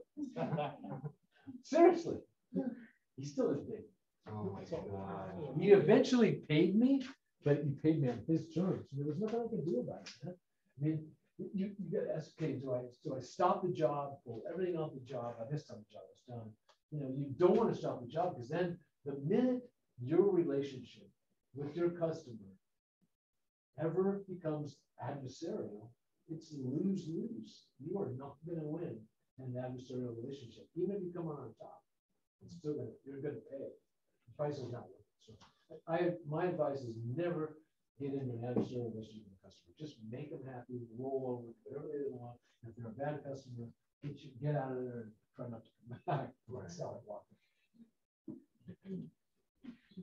What an idiot. She would just suck me in. You just go, oh, I love the work so much. Could you just help me with this, please? Yep. She got me good. Sally. Sally Walker. I was reading her name somewhere. Okay, so let's look at the online textbook. Stock plans, yeah, you'll probably never see stock plans. Those are plans that, there's some in here, we'll go along the next page, you'll see some, but they're just plans of houses you can build anywhere. You can just buy the plans, put the house somewhere in a lot. So consequently, in elevations, because we haven't gone through plans yet, yeah, we'll get to it. You know, you saw a site plan, right? Plot plan, site plan, so much information on there. I mean, really, there's more information. I'll just whip off a couple of things and I'll show you the Bandsaw. There's all the site data, the APN, assessor's parcel number, zoning numbers, the lot size, the slope, the year was built, the foundation slab and grade, the project data, existing square feet, total habitable square feet, new, just like lines and lines, structural and the designer, the owner, the energy calcs, the scope of work, the plan, the large scale plot plan, the building lines, and then over here, all this stuff with pictures of it, and then the washout, details for the washout you're supposed to do, green code of erosion requirements, and then vicinity maps, and then there's the foreground, which you saw, and then there's elevations, and there's details and specifications, construction plans. But the elevations are those face-on views. I'll pull it up and show you there, but just so that if anybody's wondering what an elevation is. The elevations are you looking at the house face on. The house is staying on the lot.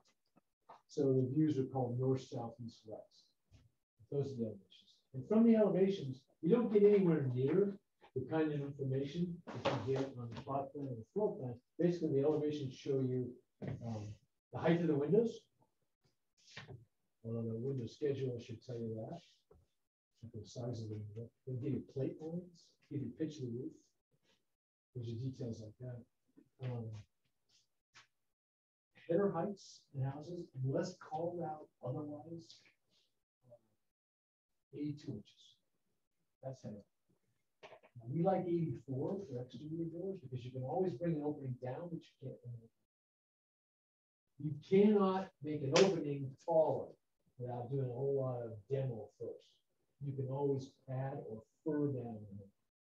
So doors are 6'8". They go into an 82. 6'8" is 80 inches. They go into an 82 or 6'10 opening. It gives you 2 inches, right, for your jam, room to shim, floor underneath, stuff like that. So we usually go 84 on exterior doors. Sometimes they're bigger. You can always pad down if you want them low. Thresholds are big. So header height's 82, but use 84 for exterior doors and bandsaw blades. So I got this blade undone. It's no big deal. It's stupid for me to try to throw it out. And almost throw off his ear. What's your first name again? Tyler. Tyler. I almost tore off Tyler's leg. He's ready to jump right now. So when you put away a bandsaw blade, this bandsaw blade, you go on the bandsaw like this, with the teeth like that, because it turns in this direction and the teeth cut down. Yes. Oh, they can't see you right now. Oh, thank you. Thank you. Nice. You guys are good. Okay, I'm just showing the bandsaw blade.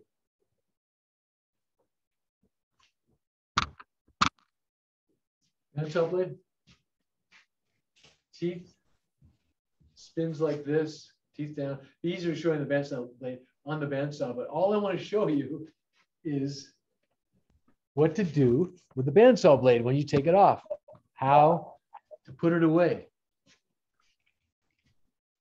With the teeth out. Step on it. Fold it in. Fold it across. Pick it up. Okay. That's how you do a bandsaw blade. There will be a test on this. Everyone will have to do it. And if anyone gets it cut, you'll get an F. Just kidding. You all do that. I'm in a good mood tonight. I don't know why. Maybe it's because it's Tuesday. Say again, please. Is there something you need to do? Somewhere you need to be? Yeah. Tell me where. I gotta go pick up my brother. Yes. It's fine. Thanks for asking and not just slipping out. By the way, if you got to leave earlier than I let you go, and you just slip out, I'm not going to be happy with you. Just ask. See how easy, that was easy, right? I mean, I might grill you, but just ask me. That's the polite and respectful way to do it. And then it's no problem. If you don't ask, I feel like I'm just like, I can do whatever I want. And really kind of can, you know, because people do what they want. Even if they tell you they don't. I didn't really want to do that. Anybody ever tell you that? I didn't really mean to do that. You did it though, right? Okay. Let's see if we can whip through this book so you all will be prepared. Prepared to take the tests. Get the book, read the book. You're not going to see stock plans, drawings in a set of plans. They're all drawings. So the plans, bird's eye. Okay, so this interesting. I like to pick out discrepancies and errors in especially textbooks. It thrills me to no end. So here's the one I found here. A set of house plans usually includes the following drawings. Each type is explained later. Plans, bird's eye views that includes plot plan, foundation, or basement plan and floor plan, and then building elevations. Tell me if you can find this. Floor plans that show the front, rear, and sides of the building. It's an elevation, it's not a floor plan. A floor plan is a bird's eye view, down view. An elevation is never a down view, ever. So I gotta talk to the publisher about this. I just can't stand it. And then there's section drawings that show interior parts and structures as though a cutaway has been made. And we'll see those detailed drawings. There's details and then drawings of the mechanical system. Describe electrical, plumbing, heating, and air. Buildings usually look at the elevation drawings first. I look at the site plan and then look at the floor plan. Then I look at the elevations. Since plan views are always drawn to show a view looking down from above, they look down at the floor as though it were a photograph. A contractor uses a set of plans to bid on the construction of a building. An estimator studies them by preparing a bid. Stock plans are plans that are already made, and we're not going to do that. Did you mean to have the projector on? Oh, yeah, sorry. Yes, I did mean to have it. Were you guys wondering about that? You weren't seeing anything? Just staring at your back.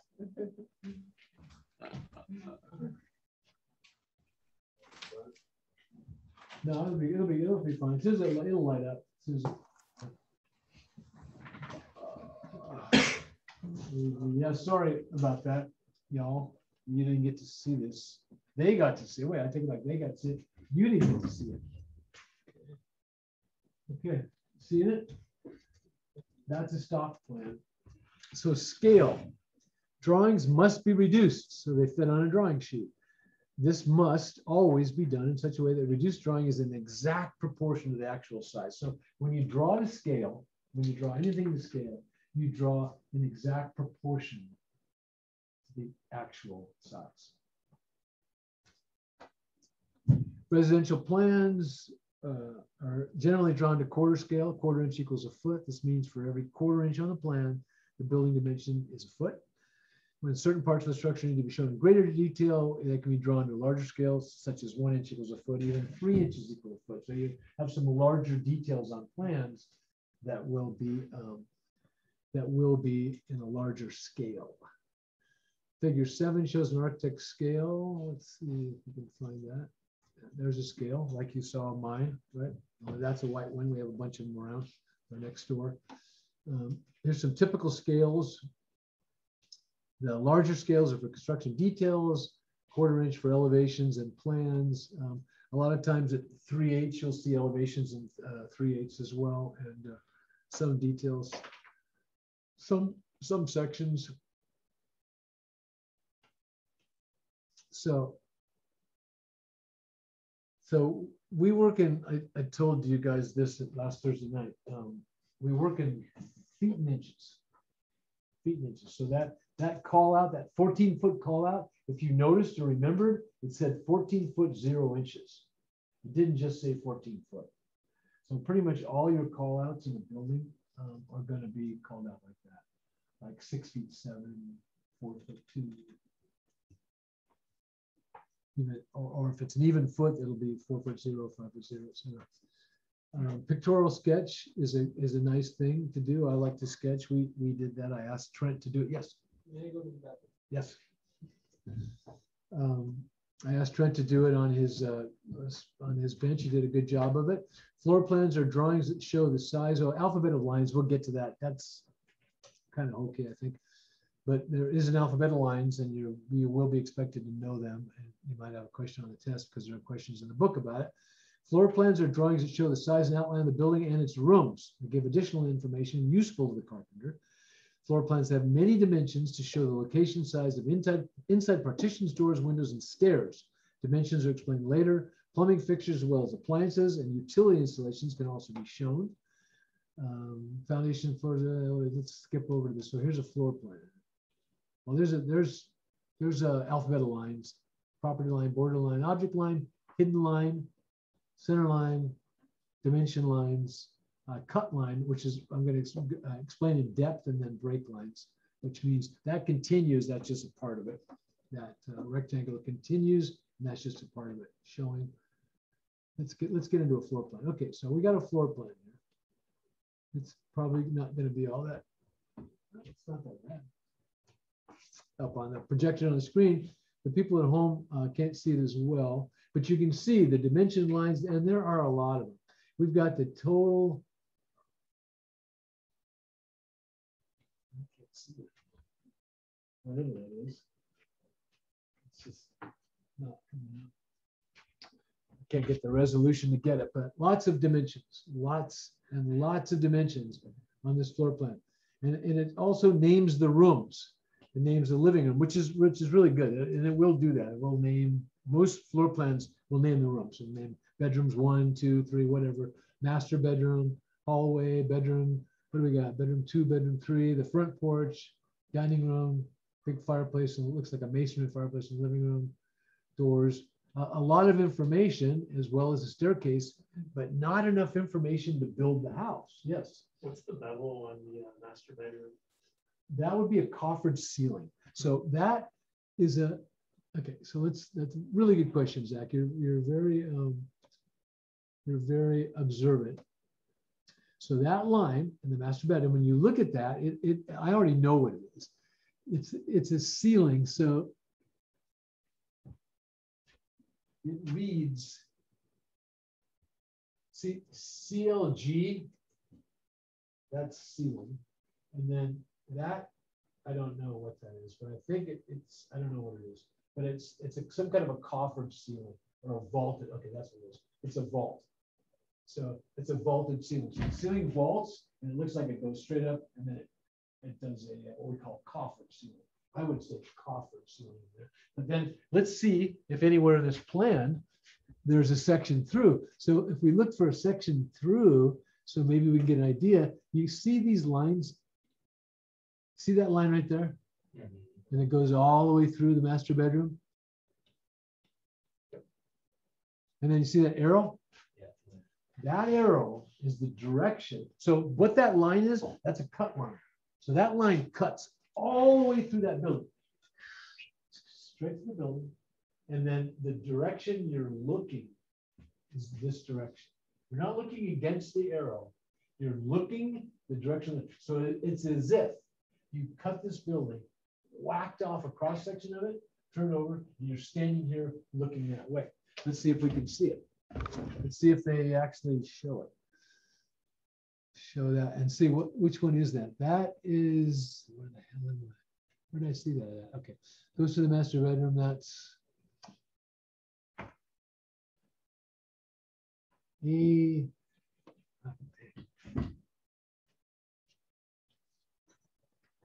because I don't have that plan. That would help. I really had that plan. A lot.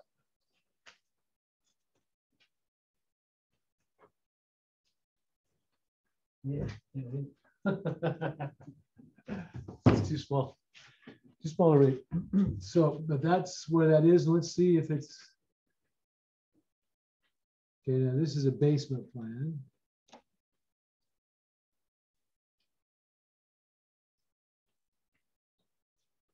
I think there's this, I think that section that, no, frame plan.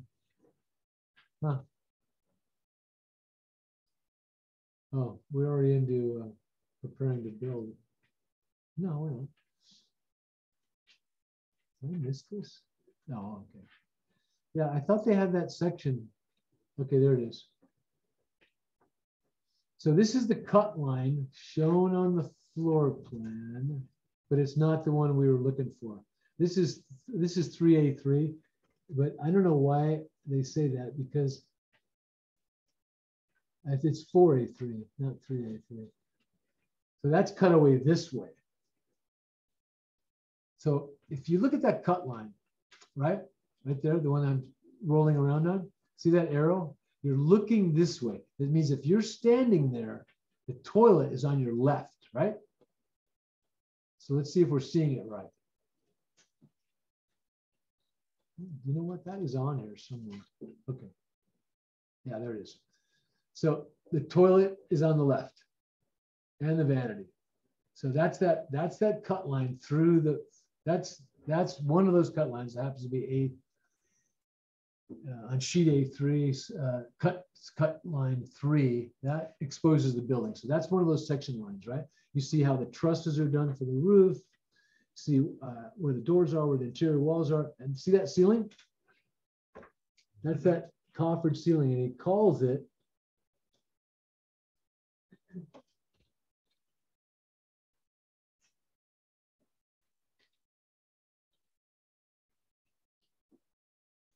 something ceiling, It's trade.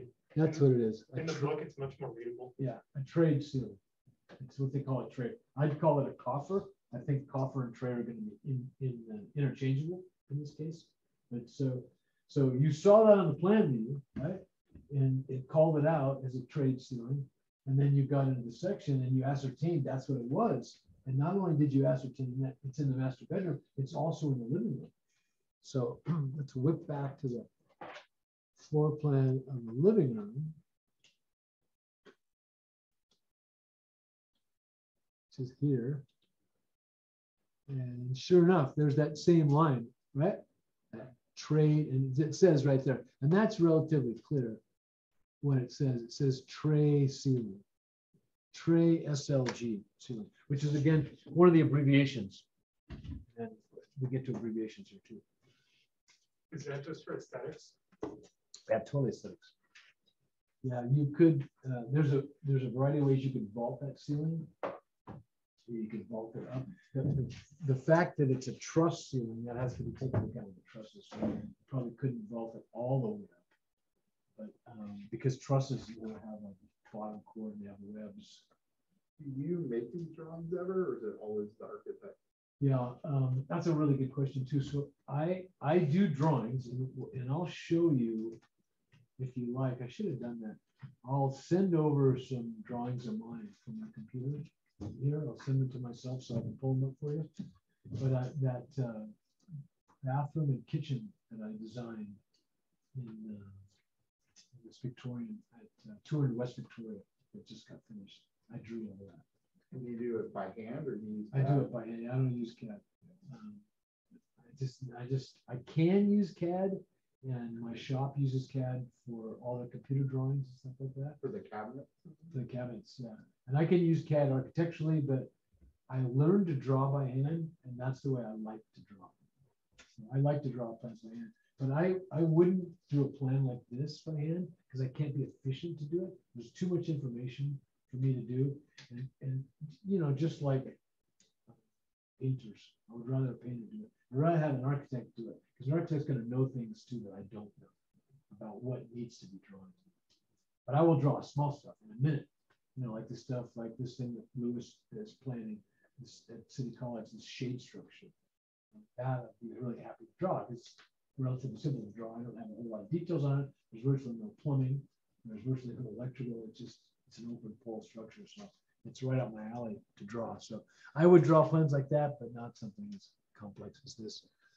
And I have drawn plans this complex. and gotten paid for them, but not the scope. Like I drew a glass room, a conservatory, about 2 years ago. And, about 2 years ago, I got called out to a job and asked to draw this thing. I drew it. You know, my adage, if you could draw it, you could build it. I basically built it on paper. That was a bunch of hand waving. I said, okay, yeah, the hand waving is great, but let's make a plan. See if we can really do it. And I really prefer to draw by hand. I think drawing by CAD and drawing by computer is really cool, and it's really efficient. And it's also, if you do it right, you can do it really accurately. Really, really accurate. In other words, if you tell the computer to draw a line in quarter scale, it's 14'6" and 3/8. That's the line that it draws. But it won't tell you to do 48 inches instead of 50. You won't do that. You won't do that. So there's the floor plan for a one-story house. They give overall dimensions. There's area calculations on this floor plan, shapes and sizes, placement of mechanical systems and cabinetry. So your floor plan is always going to show where your cabs are, right? Where your WC is, where your vanity cabinet and your lavatory is, where your builder's tub, your 5-foot tub, another WC, two lavatories. That must be for the bathroom, the master bathroom. Shows the staircase, the fireplace, stove, refrigerator, little eating island. This would be the basement floor plan, which I guess is built out. There's steps down to the basement. And it looks like this floor plan, it's not showing electrical, but the basement is. The basement is showing electrical. So if we look at the basement plan, it shows can lights. Doesn't show the switching, though I think we have a plan. We have a plan that illustrates that. Foundation plan shows the builder exactly how to construct the foundation. Note the many details included in such a plan. Location of all features, including supporting post beams, pockets for supporting beams, window openings, sump, furnace, electrical boxes. All that's in your basement plan. That's the foundation. And then you see all these cut lines? Those would be cut lines. They're identified in the circle by the top one will be the page, the bottom one will be the drawing number on the page or the detail on the page. So you turn to that page, look for the number of that detail, and that gives you a cutaway, big version of what's happening with that footing, how tall that footing wall is, everything. Let's see. My foundation plan.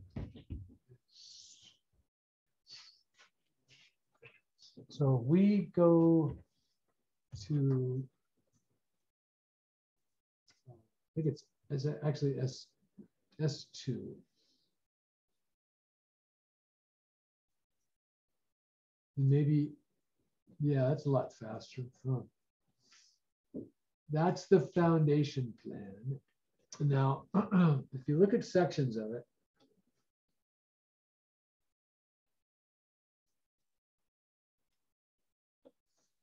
okay, so I want to know what's going on with 1, S2. And I'm sorry, I told you exactly the wrong thing. The page number is the bottom and the detail numbers on top.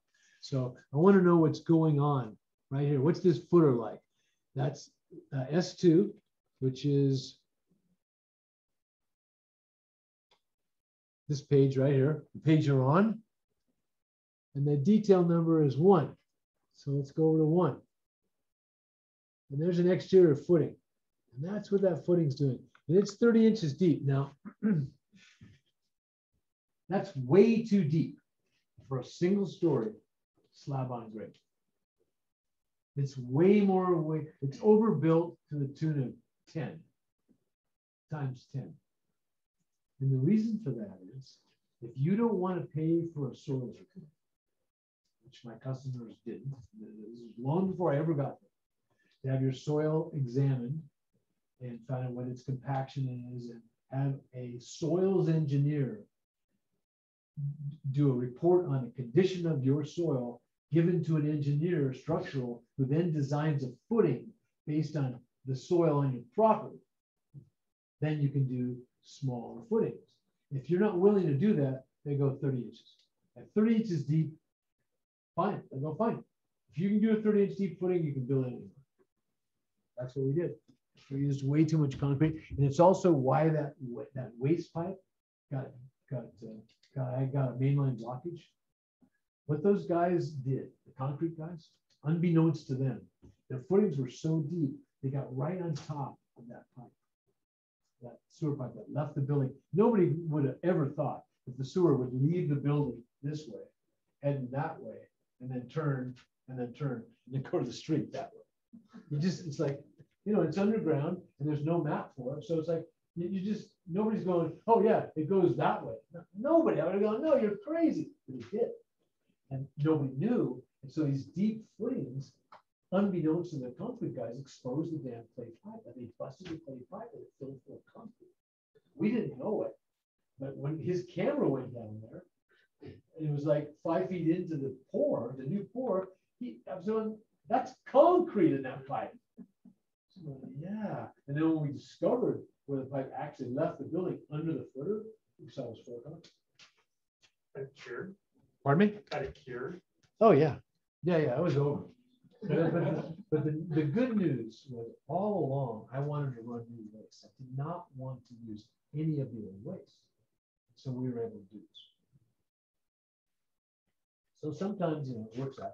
Typically, you want it to work out. And typically, you want to explain to your customers how this is way better. You just spend another $5,000, but you're going to appreciate it down the line because you're not going to have mainline blockages. Your stuff's going to go away. You know, when you flush that toilet and turn on that sink, you know, you want that stuff to disappear, not ever think about it again. And with good new 4-inch ABS, you should be able to do that. So, you know, okay, so where it ties to existing, right? Let's see what we got. This is on S2's detail 3. So this is old to new concrete. It tells you what the embedment is. It's 5/8 bar. Tells you about top and bottom, and then you got a new bar into the new slab and then the new footing. All these details are on any plan, and you'll find, details just like this on your foundation plans that will tell you what your foundation and your footing is going to be. And if you're engineer, if you have a soils report and you have an engineered footing, you know, that's designed by an engineer, before you pour, get your engineer out to sign off on it. It's not required. And sometimes building inspectors want it done. It's not a requirement, but I always like to do it. And if it's a 30-inch deep footer and you built the footer the way, like, you know, my guy didn't even want to come see it. And say, yeah, it's fine. But of course, the inspector does. And we'll get to that. The inspector comes at a lot of different phases. Lots of different phases. So that's this basement plan. Of course, we don't really do basements around here. I have a basement, but almost nobody builds basements. It looks like this one has a fireplace as well as a basement room, which is kind of cool. There's unexcavated parts, but this is all a living room. And these must be load points or footings, I think. Can't really tell without studying a little bit more. And that's not my job right now, because I'm not really building this house, am I? And neither are you. We're just looking at details. So here's our elevations. Framing plan. Sometimes a house plan also has drawing shows the size, number, and location of the structural members of the building frame. And we have that. We have that.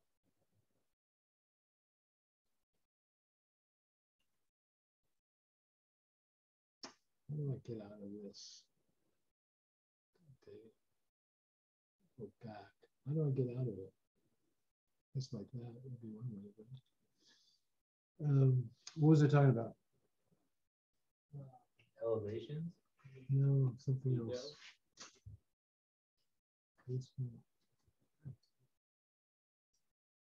What I was going to say, what I was going to show you.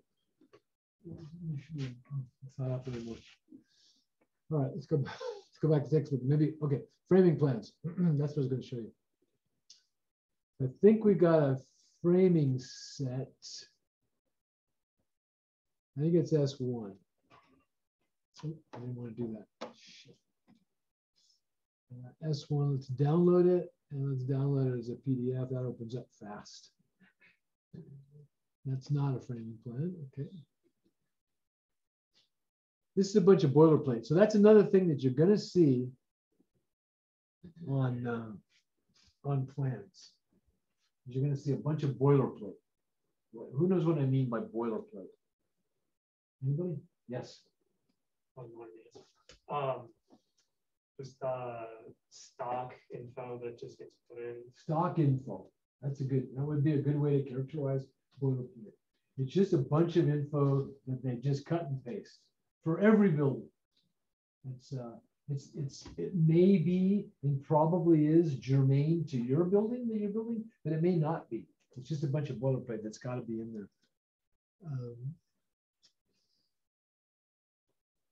So framing plans, sometimes you get a framing plan. I think there is a framing plan in here. Here's some decent elevations. There's some cutaways there so you can look at sections through the house, which is always nice to look at what's happening. And that arrow there, that's the direction you look, right? So that cutaway right there, if and when we got to it, you would picture yourself standing here looking that way. Here, you'd be standing here looking that way. You'd be looking opposing from those different elevation or section drawings. And if we, it gives the page and the drawing number, shows the porch, shows how high the porch is, where the columns are, it gives you plate heights, it gives you a fair amount of information. Besides, customers love the elevations because most people can't read plans for squat. Most people look at a plan and they might as well be looking at Mandarin or Chinese or Swahili. They just don't know what they're looking at. But when you show them an elevation, they know what that is. That's an elevation of that. Wow, that's what it's going to look like. So elevations are pretty important. They're important because they really can see what that's a picture in drawing form, the exact scale that the house is going to exactly look like without the color. And a lot of times architects will do renderings in color. I've got a video on my YouTube channel on a house, just a magnificent house up on Bug Mountain Drive. It's in Montecito. It's stepped on a super steep lot, and it's got the architect's rendering of this stepped lot, the elevator, and the car lot, and as it steps down the pool, just unbelievable. I hope to be able to show you guys that thing. I want to go up there and see where they're at now. Lots of notes and stock plans. So section and detail drawings, we've been talking about that, right? There's another elevation. So a floor plan or elevation does not show the small parts of the structure and how the parts fit in the total structure. For this, the carpenter needs to consult drawings called sections and details. Section drawings or section view gives important information about size, materials, fastenings, and support systems, as well as concealed features. Now, your floor plan, your foundation plan is going to be super, super important that you, your concrete guy, and your framer are all on the same page, because the layout of that, where was the foundation? It was 2, right? Well, no, 3.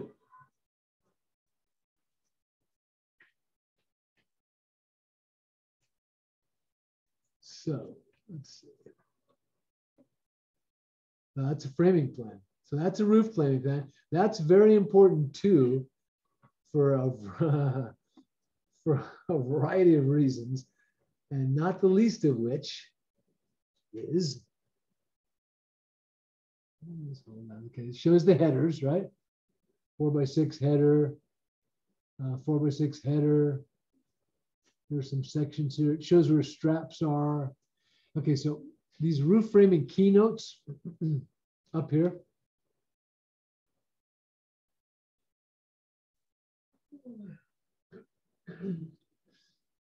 So number 1, right?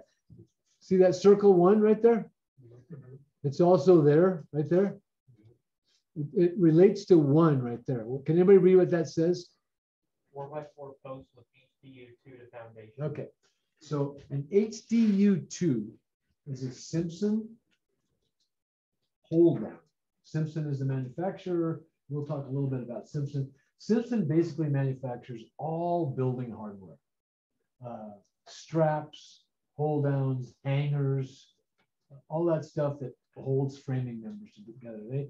They've started small and gone big, and they're now pretty much called out. They're in every plant. And the HDs are the hold down. HD means hold down, and it's the HDU is hold down U-shaped. And there's 2, 4, 6, 8s, and even 10s. And they mean that there's a stab specifically in the foundation, and that stab is something that looks like this. Only it could look even longer. It could have a weirder body. It's indexed. You nail it to your form. Depending upon the size of your form, the thickness of your wall, you can nail it into a 2x4 wall, 2x6. See it, just see it. There's so you have different places to nail that holds it in place, right? Then you take the nut off and this goes away, but then that's sticking up out of your foundation, and it's 3.5 inches over exactly, or 3.5 inches plus whatever it needs. It's 3.5 inches is the post, 4x4 post.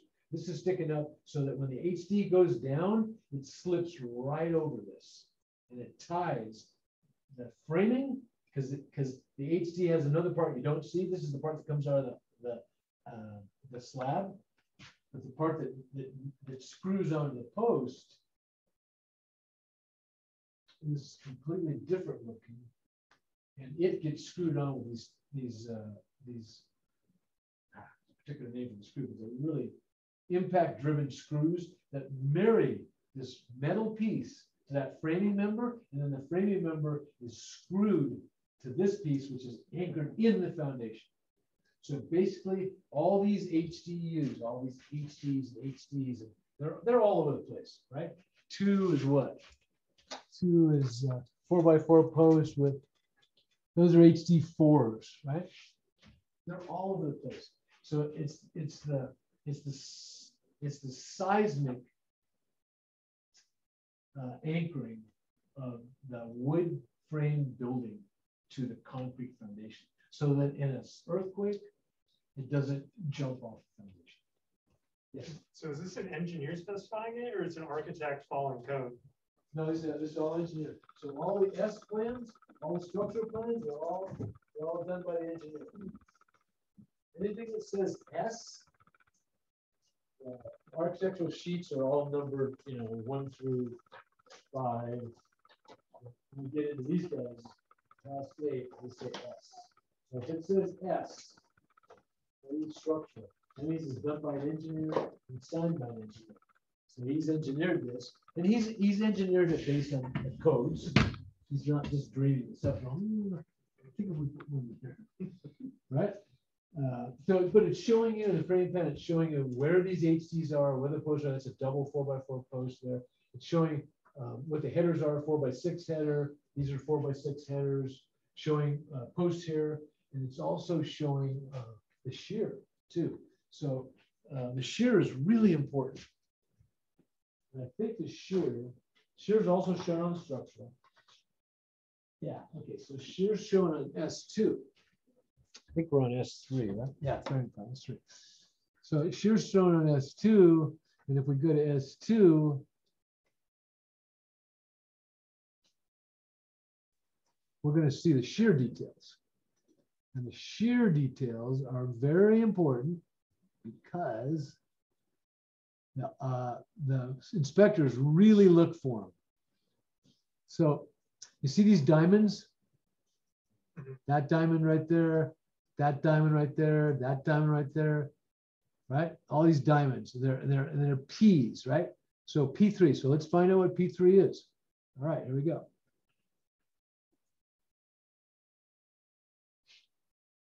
So P denotes a shear wall. And then there's a shear schedule somewhere. I don't know where the hell it is. There's a shear schedule somewhere. It's on, I think it might even be on another sheet, but so you identify a P1 wall, and the schedule tells you a P1 wall needs sheared X amount of length. So the dotted line where the diamond is the length, and it'll give you the length, 11'6", 8 foot, whatever, right? It'll give you the length, and then the P1 will tell you that shear one side, and it'll give you the nailing schedule. It will give you the EN and the FN. Who knows what those are? It will give you the EN, which is the edge nailing. It's usually 4 inches. It could be 3 if it's a P2 or a P3. And it'll give you the field nailing, which is anywhere from 4, 5, or 6 inches. And they're pretty sticklers on that. They will measure your nails. They will go, hey, you got 7-inch spaces. You're supposed to have 5 spaces. So your shear panels not only have to have shear, have to have the 1/2 inch plywood nailed on either one side or 2 sides, depending upon what kind of shear wall it is. But it also has to be nailed correctly. Has to be nailed in a pattern. Edge nailing has to be X, and field nailing has to be X. Very important. And what does shear do? Shear keeps your building from collapsing. So if you take a stud wall, bottom plate, 2 top plates, right? Even if you tie it together, there's a chance that whole thing will collapse. But when you shear it, and most of the shear, most engineering, and all these straps, right? And here's HD. Here's some details on HDs. Right? So this is the stab, and then this is the part that marries, screws to the stud. Splates, straps over splices. They're mostly for worst case scenarios and seismic conditions. They're not. Your house isn't going to just fall down. We don't have the kinds of winds or hurricanes or tornadoes that blow roofs off the houses. It's earthquakes. So it's earthquakes that we're doing all this stuff for, this extra shear stuff, because there's a variety of ways to shear building. Because we vaulted that ceiling. So that whole living room, whatever it was, 45, 50 feet long, we took out. No, we didn't actually vault it. We left the bottom quarters. When you take out the ceiling joists, you go with a vaulted ceiling, right? So all the way up to your gabled rafters, you have to have collar ties to keep your building from racking. So you have to have something tying those rafters, and usually a big ridge beam. That's a whole other framing question. I won't get into it. Deviated, which is so difficult. Of me. All right, let's get back to the textbook. Where were we? Section views. Uh-oh. What did I do? Okay. Well, honestly, really? That's kind of cool. Okay, stock plans, elevations, left side, right side, framing plan. So we saw the framing plan. A lot of roofs are framed with trusses now. This house had trusses, site built trusses. You have a tension truss, you have a tension webbing, and you have a compression. And I won't get into trusses, but they're almost never made on the side anymore. And trusses usually consist of rafters, a bottom cord, and then web. Usually tension and compression webbing. That's a whole other discussion. But typically also when you're building a new house with trusses, it's a way to go because it's very, very efficient. You have your trusses built in a truss plant. You come on a big truck and a crane sets them all on the roof. And you stand them up and nail them off, and you can do a roof in a day. It used to take a lot longer. So, and trusses are very strong by nature because the rafters have bottom cord, rafters are this webbing. Really gives them that compressive strength, downward strength to resist downward pressure and weight of the roof, and it gives them tensile strength. That's right. This way.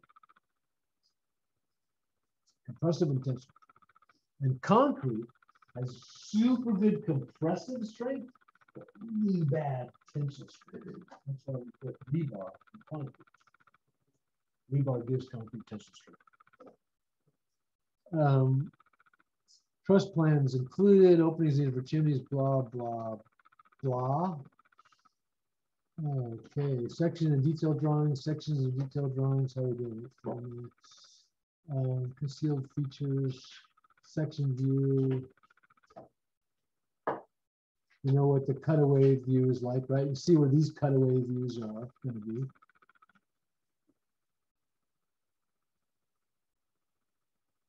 The lines are drawn on the plan showing where the section view is taken from. Figure 713, imagine you're looking, is this 713? What's 713? 711. God, they talk about this stuff and then it's way in the future. So, okay, so 713, there's their cutaway looking through, you know, explaining 3 pages back. So that figure 714 shows the section view indicated by the cutting plane on figure 713. It's actually understandable when you read the book. I know you all have the book. Most sets of plans include at least one typical wall section. In Santa Barbara, you have to include a wall section. So to get a plan approved, so you're adding a closet or a bathroom, and you're going to do it down front. You have a draftsman do it. There are certain things that you have to provide. You have to provide a site plan that shows where it is on the lot, where the house is, and where the addition plan is, and a whole bunch of information on that lot, and street and pictures and all that stuff. And you have to do a floor plan. You have to have at least one section drawn showing plate height, what the roof does, what the eave does, how the wall's insulated, all that stuff. Header height. Gives important information about size, materials, fastening, support system. I swear I've read this before. Typical wall section shows it. Okay. Just know that when you look at these cutaways, that the direction that is, that's where you're looking. You're looking in that direction. So you'd be standing here looking that way, and this is cutaway. You'd be standing here looking that way, and that cutaway. Here's this must be the framing plan for the floor, which is kind of cool that they give you that the architect does a lot of work, and the engineer in this case does a lot of work, and they actually tell you. So I mean, the takeoffs are going to be pretty easy. They tell you what the floor joists are, and that they're 16 on center, and where the doublers are, the size of the girders. It's awesome. How to frame the stair opening. A lot of information on these site plans. And the thing about plans, you know, we have scratched the surface. That's the roofing plan. On the information on these plans. Right? There is so much information. I was talking about the boilerplate, right? If you look at, say, sheet 3. Sheet 3 might deal with fenestration. Yeah.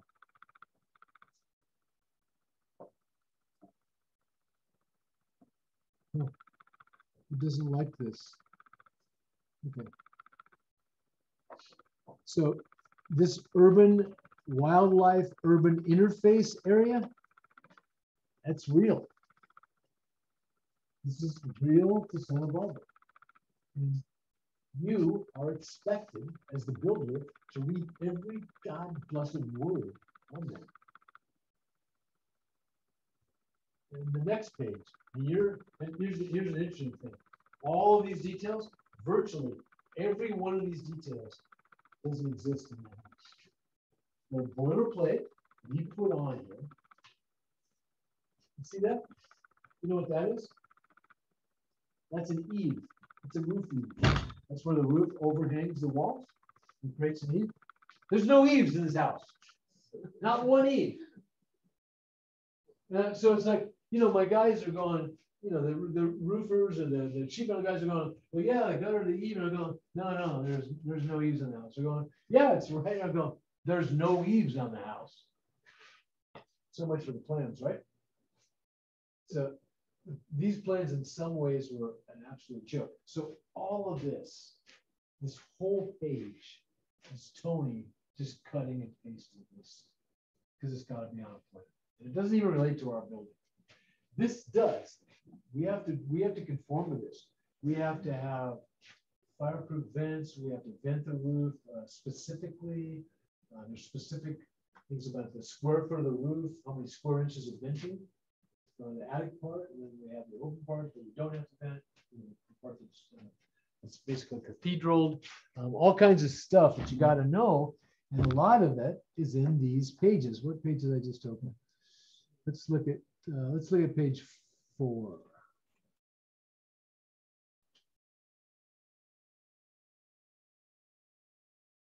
So who knows what fenestration is? Anybody?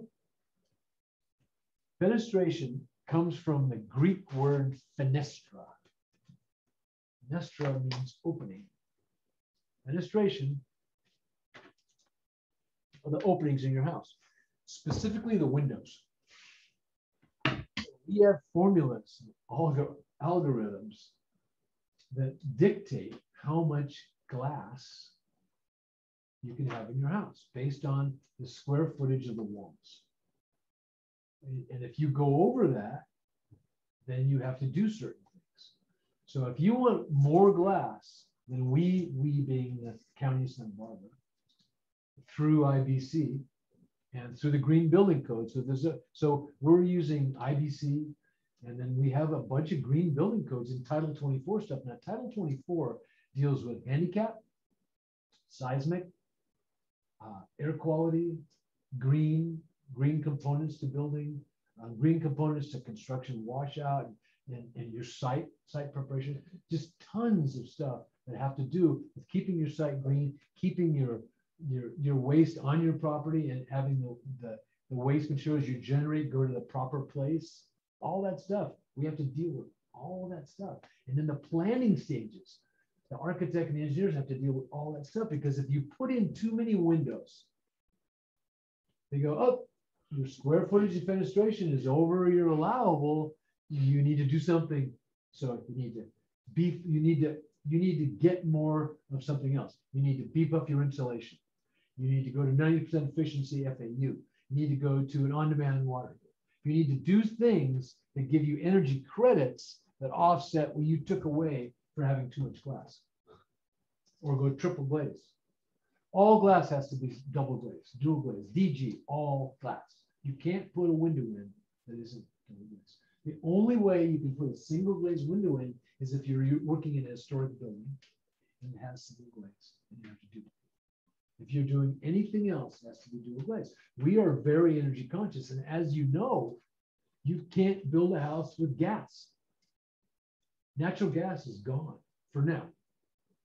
I guarantee you it'll be back, and it'll make its way back. Natural gas is the cheapest way to heat water. It's also the cheapest way to heat your house. I'm all for electrification in some regards, but I think they've just gone overboard. To people with new house now, you cannot put gas. No gas. You cannot put gas in the house. It has to be electrified. Going to electrification, and you have to do HRV or ERV, which I totally believe in. So HRV and ERV are the same things. Yes. So if you're doing with renovation on a house and you have something that's gas, yeah, if it's so the rules are, if you change over 75% of your roof or your walls or your footprint over 75%, then you have to eliminate gas. If you're under that 75%, if you're doing 72%, then you can keep the gas. Yeah, it's kind of crazy, and it's a lot of stuff to know. And what the hell was I going to tell you? I'm going to tell you something about yeah, EVR. Thank you. So EVR and HVR are the same thing. High recovery ventilation or energy recovery ventilation. It's an unbelievable concept, and I should draw it for you. Can you guys see? Okay. Oh, you can't. Yes. Now you can. Wait, what happened? All right. God damn it. Okay, so I want to just tell you about. I want to tell you about high energy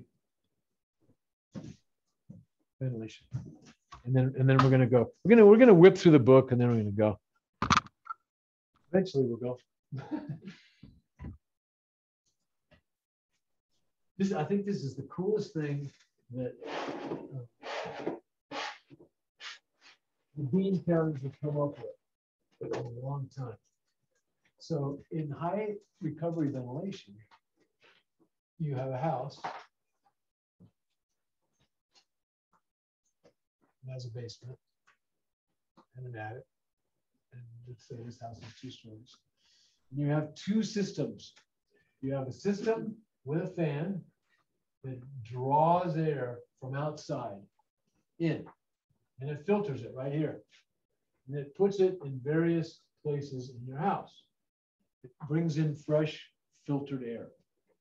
And it brings it in at the outside ambient temperature. It doesn't do anything to it. It doesn't heat it, doesn't cool it.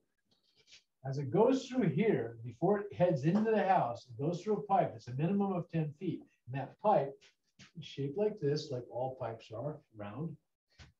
But it's cut in half on the inside with steel. And it's very conductive, metal, whatever it is. And so your inside air is going in this way. Your outside air, because up in the attic, you have another fan that's drawing all this inside air, right? It's getting the air from inside the building, and then it's piping it through the same pipe this comes in at. Only the inside air is going in this half, the stuff from the outside, and the stuff from the inside is going this way. So the stuff from the inside is warmer air passing along the cooler air, and the cool air warms the warm air, and the warm air cools the cool air. So what you wind up getting is that the fresh air that comes in the house is usually about 4 degrees warmer than the exterior temperature. So if your exterior temperature is 66, you're going to have air coming in at 72. You're going to use your heater and your cooling way less with HRV. And you're going to have, it's going to feel like the outdoors. You're going to have fresh air constantly. You're going to have a turn. When your house is closed up and you have a forced air system and you have the heat on, it's a closed system. You're just breathing all that recycled air. Go take a look if you have a forced air unit and you have a screen, if you have a filter, go pull your filter out. I just changed mine yesterday. I'm going to start changing them once a month again because it was just gray. It's horrible. And that's the stuff that you're breathing, that we were breathing. It's in the air. You can't see it. It's particulate matter in the air. This HRV, ERV system gives you fresh air, and it also cools or heats it depending upon what needs to happen. And it's a passive system. And a passive system, once installed, keeps working. It's not a one-time thing. It's a pretty cool deal. HRV. HRV, high recovery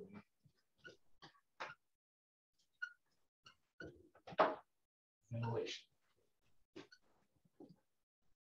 They're getting really big on air quality. We are, powers that be, getting really big on air quality. Okay, you guys see that at home? I hope. Yes. Yeah. Let's go back to this beast. Let's whip through this book as fast as we can. Yeah, fast as we can. We're going to whip through the book. Okay, here we go. Everybody be prepared for Jimmy. Okay, let's go back to the online textbook. Let's shrink you guys. Oops, I stopped share inadvertently. Stop the share. Didn't mean to. Really wanted to just get you guys out of the way. Okay, so there's that roof truss framing plan. Thank you. Let's get this happening. On. Oh, keep forgetting. You guys can see at home. Well, you guys can see a little bit. There's that cutaway drawing, which is pretty cool. So you can see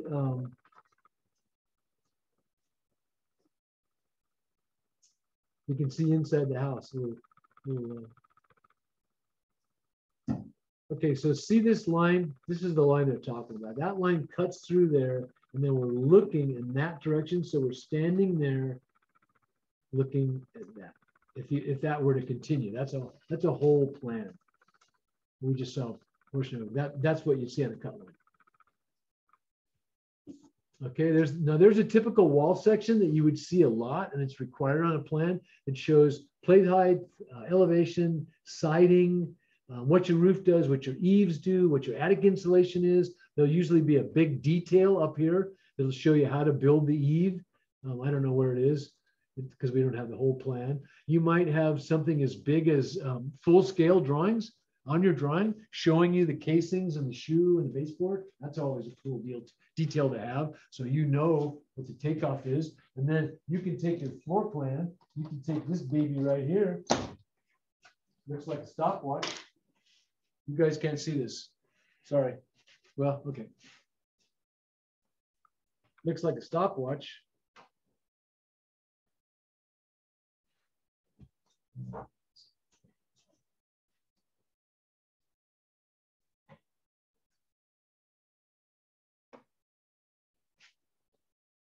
Looks like a stopwatch. Not a stopwatch. I have digital versions of this that I will break out in my plan when I do blooper readings. But it looks like a stopwatch, but it's not. But you've got a baseboard detail there, and you know baseboard's going on the whole house except maybe the bathroom, but maybe it's going in the bathrooms too. So you're going to take, and you know it's 1/4 inch scale. That's 1/4 scale. So all I got to do is I got to go to the floor plan, page 5.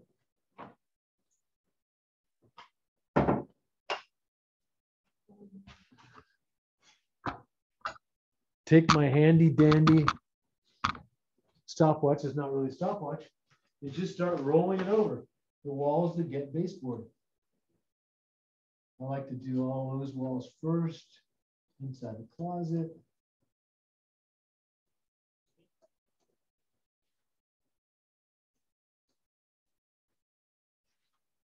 Then you notice I don't stop at openings because you have waste. You just go right through openings.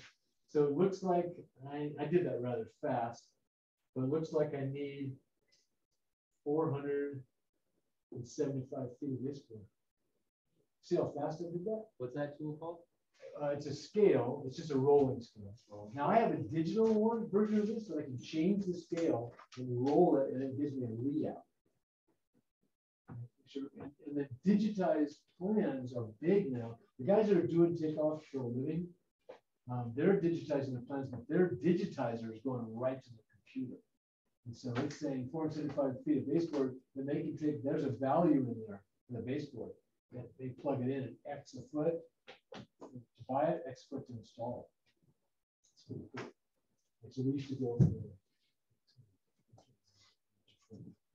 And if it's a 1/2 inch scale, you just shrink this, you do it by half, you take 475 divided by 2.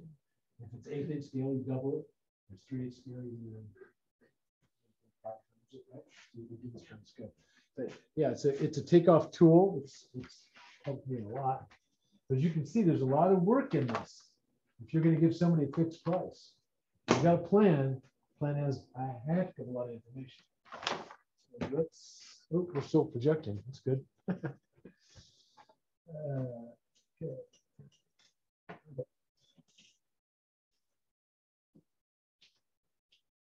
So full-size views of your trim is a really good thing to have on a plan. And I can't tell you how many plans don't have that. But you also know that trim around here, we don't do casing all the time. We do bulldoze a lot. And I'll explain that. But there are no casings like that around the doors. The drywall bulldozes to the jam. And I can explain that later, but let's move along here. Where are we at? Next. Oh, that is what I wanted. Yeah. Oh, okay. Plan specification. Wait, did I go to the beginning? Did I?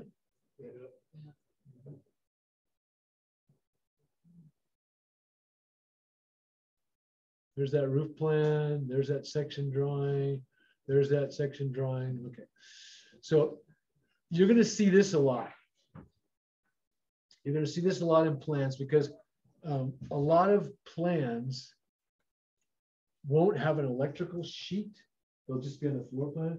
Is this the electrical plan or is this just a floor plan? I can't tell. Okay, so this is an electrical plan, which is a good thing to have. I don't have one on there, not one electrical plan. So there will be a key that'll show what the symbols are. There's one on that plan. You'll be familiar with a lot of them because you've been doing this a while, like I have, and you'll know that that right there is a duplex outlet. That's a duplex outlet. All these are duplex outlets. You have to have a duplex outlet every 6 feet. Everywhere. If your wall is over 6 feet, you have to have a duplex outlet. If your wall is less than 6 feet, you can get away with no duplex outlets. But every 6 feet, you're supposed to have a duplex outlet. If you're within 4 feet of a fixture, because all fixtures, point fixtures, have what? Water, waste, vent. So any fixture is going to have water. Within 4 feet, you have to have a GFC. You have to have ground fault interrupt circuit. And that's important to know. And now they have arc faults circuits in the panel, which everything trips them. So I don't know. I don't know what the deal is there. I don't really like it, but you can see like in bedroom 2, that's a ceiling light. It's a surface mounted fixture. I think, I don't think that's a can. That could be a can, but that would be spelled out somewhere. And then that dotted line shows how it's switched.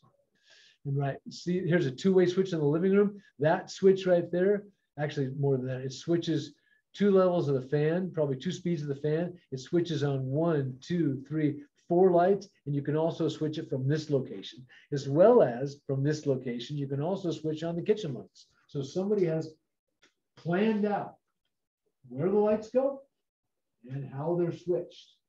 And that's super important, because otherwise somebody's got to figure it out. And again, a bunch of hand waving is not cutting it. So if you get a plan, like I did, with no electrical, I think I made him put electrical on it. I had no electrical plan. Yeah, so I did. So on my floor plan, I've got all kinds of cans and stuff like that that we basically didn't do anything. She just said out the window, "This is what I want." Unbelievable, really. And I thought we were going to get jammed. So, you know, personality is great. Relationship with people, communication, that's huge. So I foster relationships with people, especially people that I'm dealing with that have power over what I do. I foster them. They're even more precious than someone else. More precious because that person has power over me, right? And so I figure in my little mind that if you like me, you're less likely to screw me over. So I want you to like me. And I'm gregarious. I like you anyway. I pretty much like people. You know, I start out liking you, unless you turn out to be an asshole, I might not like you. But I start out liking you, and I want you to like me, and I want to have a relationship with you. So, you know, we can talk about this stuff. So you're not going, let's see the plans. Yeah. Where's all these lights?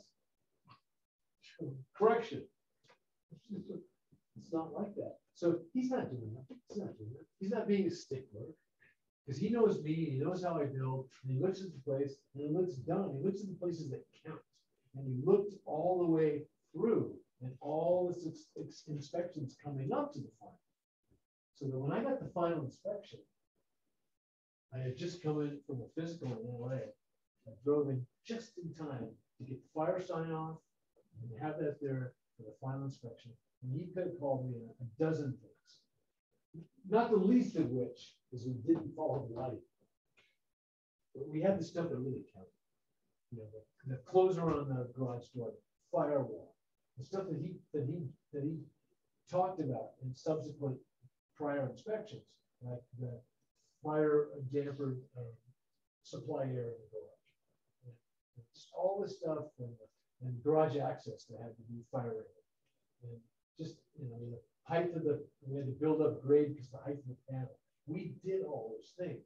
So he let a lot of things go. Like we didn't have the landings done for any of the doors. You have to have a landing in every exterior door.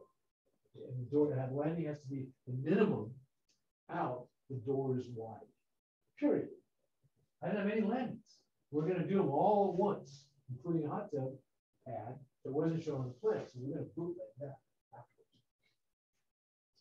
He could have said, no, no final. Call me when your landings are done. But he didn't. He knew I was going to do the landings, and so he signed us off. They got a final, we got to move in. As we get to the end of this thing, it'll talk about notice of occupancy. You know, occupancy, notice of occupancy, I've never gotten it yet. Pretty much get it moved in. And if it's an existing house and the gas and water are turned on, notice of occupancies are for get the gas, water, electric turned on, then you can move in. I already had those on. So if we hadn't passed that final on Friday, they were moving in Saturday anyway. It doesn't matter. You know, it's not that big a deal. The one thing, city building officials they're officials, right? They have a certain amount of power, and they can be petty. And if you get on the wrong side, it can be a drag for you. But ultimately, they can't really screw you over because you're building a house for somebody to live in, and they want people to have houses to live in. So they're not ever going to say, no, you can't live here. Because basically my people had moved out of the apartment they were in, and they were moving in. They were moving in if we had a certificate of occupancy or not. And you go back to Go. Go. We're almost done. God, that's right. Where are we here? There's the floor plan. So there's a lighting plan, electrical plan, which is great. Dimensions, you know, dimensions and how to add dimensions, right? We talked about that, measuring and calculating. I'm not going to go into that. How to find unmarked dimensions. Okay, this is kind of cool. There are dimensions that are not marked, and you have to figure them out. And this would be, There's an example on the next page. Is that where it is? Yeah, 2 away. 2 pages away? Yeah, the one like that, and then the top. Where the hell is it? It's a, no, that's not it either. It's a couple away. Okay, it's right there. So like this window, oh crap. Can't find it now. By the way, you're never going to find this. Material list, although, I take it back. That stock plan that is in this book, there's a house that you could buy the plans for, and put that house anywhere, you know, providing it, you know, it goes up to the local building code specs. That probably comes with the house, a material list. So you know, you can take and you can give that to your board store and have them price out there. You know how much for your building hardware. By the way, the building hardware is really important. I made mention that, but I want to circle back and revisit it. Before you put concrete in those forms, if you don't have your engineer check it, at least you and your framer check all the hold downs. Make sure within 12 inches each way of a corner, there's an anchor bolt. And then there's anchor bolts within 6 inches of doorways.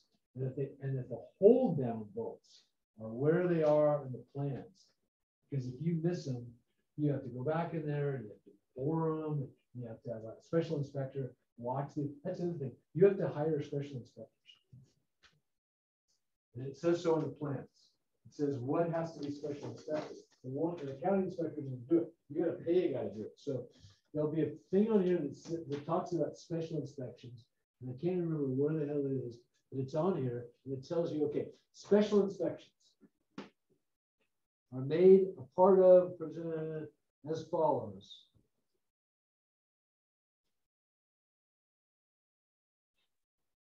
See structural drawings.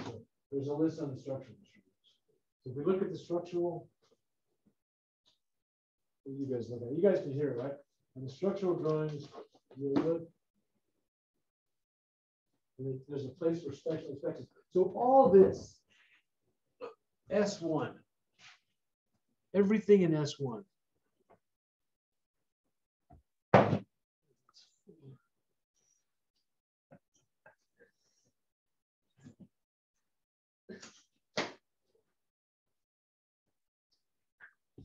That's where the work is, man.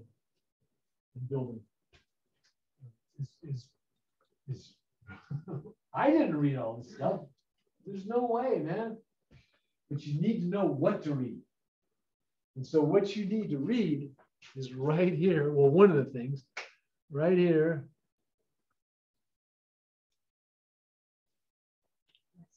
Is special inspections. It tells you you got to get a special inspector to do the anchor bolts and the wood shear. But the nailing is 4 inches uncenter or less. That was the nailing call out for shear. So that guy has to come, look at your shear walls, look at every one of them, measure the nails, and sign off a document that says, I looked at this. And he's licensed to do that. He's a special inspector, 1.5% values. He's also got to go and sign off. Anytime you bore into an existing concrete, and put in an epoxy anchor bolt stab or something you're tying into, he's got to see the hole. He should see you bore the hole and blow it out to get the dust out. So the hole is actually as deep as it's supposed to be. He should see you squirt the epoxy in and put the bolt in. He won't stay to do all that, but he could if he wanted to. Typically doesn't. But you can't plead ignorance about that. You can't have your inspector go, where's your special inspection? Go, what? You're the inspector. What's so special? Yeah. Did you read the notes? I mean, look at this. All of this stuff. All sheeting has to be stamped. And it's got to have exterior glue. And the stamps got to be on the outside of the shear. So if you took your shear panel and turn it over and have the stamps on the inside, the guy can make you tear it off. And it's nailed every 4 inches. That's a lot of nails, man. Like every 4 inches there's a nail. So read those plans. Read those plans. This has got a material list, which is really great. This has got a window schedule. We had a window schedule. Window schedule is good. When you decide the windows, I built this house with gel-wood windows. She picked out a window that I didn't really like all that much. It wasn't clad, it was wood, it was a push-out window. I learned to like these windows, but I installed them and they leaked. They didn't pass the light. And so I got the window manufacturer rep, the gel-wood rep. And the first thing he said to me was, well, you did number 2 on the window instructions, right? The window instructions are like this big, and line 2, I swear to you, there's no way on earth I could read it with automatic. And it says, all windows shall be installed with a sill pin, a canted sill pin. So every window had to have a pan, and I didn't put pans in. I hadn't been putting pans in because of thin windows. I didn't feel like I needed a pan, but I had to tear the stucco off, the lathing off, the drywall off, which hadn't been fixed, hadn't been textured yet, and had to have stainless steel, the windows taken out, put in stainless steel sloped pans, reset the windows, re-lath the windows, re-stucco the windows, re-dry them. And I did that out of my pocket, and I had no contingency, no profit, no overhead. That was pretty much, that cost me 14 hours in terms of money. But and I could have said, hey, the guys that I hired, the professional subs to install the windows, you guys should have read the instructions. I could have put it all on him, and was tempted to put it all on him. I did put some of it on him. I had this guy tear out the windows and put it back, but I took care of the stucco guy and the drywall guy just because I should have seen it. I took responsibility. And I paid. And that's what happens. Sometimes you got to pay, you know what I mean? And in contracting, I guarantee you, because all contracting is a big guess. Yeah, you might nail the materials, but believe me, you didn't get them all. You missed some of them. You know, and you guessed high on some, you guessed low on others. You guessed on the labor. Is that you will make it in some areas and you will lose it in others. And if you're really good, overall, you'll make it. If you're just good, if you're not so good, you don't really keep good track, you probably won't. You probably go under. Because really, it doesn't take much. Oh, yeah, missed those 30 sheets of plywood at $80 a sheet. It's only $2,400. So here's some how the openings are shown on plans. Typically windows, I only do one line, but they're showing like what, two lines inside the wall. That shows a double hung. Shows arches, how windows are presented in the plan views, shows you the swing, bifold doors, sliding doors, accordion doors. It'll tell you that on the plan view. And then this one is an exercise, and if there's no call out, you just got to find the window size and do some subtraction. It's not that tough. Sometimes the owner wants to change plans. Really? That happens? So if the owner wants to change plans on you, just remember what I said. Everything affects everything else. So yeah, you can change the plan, but just try to think of all the things it affects, right? Because I guarantee you there'll be something, you go, oh yeah, if we do that, we can do that, but then this happens. And what you can't do is you can't change openings in shear walls without getting the engineer involved, or you're going to get in trouble. Does plan changes usually turn into more profit for you? Or yeah, typically changes are always up. It always adds, and almost never reduce the cost. It almost always adds the cost, which is fine. It's just justifying the changes in the order is always kind of a bitch, because typically it's like, oh yeah, do this, do that. You don't stop the job. I got to write up this change order. You got to approve it. I usually try to go, hey, okay, that's going to be a change order, and I don't know exactly how much. We could do a T&M, and we can keep going, or we can stop the job right now, and I could go figure out how much it's going to be, and then you can say whether or not you'll do it. Typically, they go, oh, just do it. Be fair, right? If you got a good relationship with it. If it's a big one, you might have to stop the job and figure the change order and get them to, or argue the change order. They go, what? That should have been included. No, ma'am. It says right here this, and you want this. That's different. And this costs more. I was talking to Victor Lozano, who was a window guy today, and he says, I told this woman that she could not have the multi-point, the European multi-point that she wanted in this Anderson door. They make it this way. So you're going to have this with no multi-point, or you can have their multi-point. And she said, no, I want it the way I want it. Because you can't have it the way you want it. God dang, how hard is that? But you know, some people have so much money, they pretty much are used to getting what they want.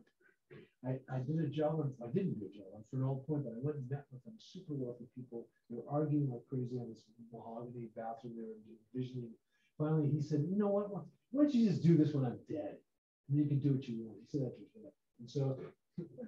And so I left shortly after that, didn't do the job, didn't hear from them for a year and a half. She called me, he died. She wanted me to come on back.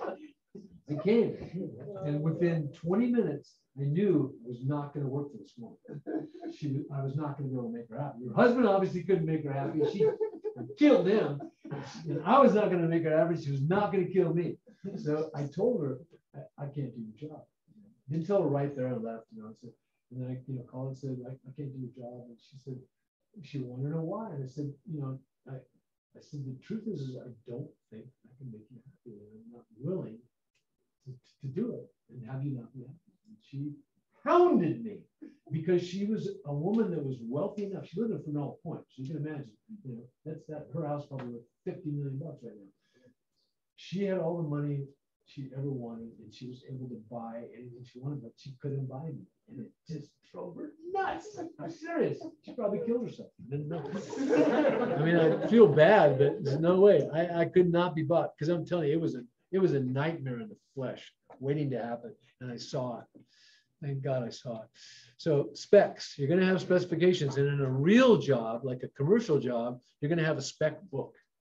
Like if you guys get into commercial jobs have spec books. And they have divisions that call the foundation, the windows, the waterproofing, the caulking, the concrete, the roofing, the sheet metal, the doors, the cabinets, the cabinet ups.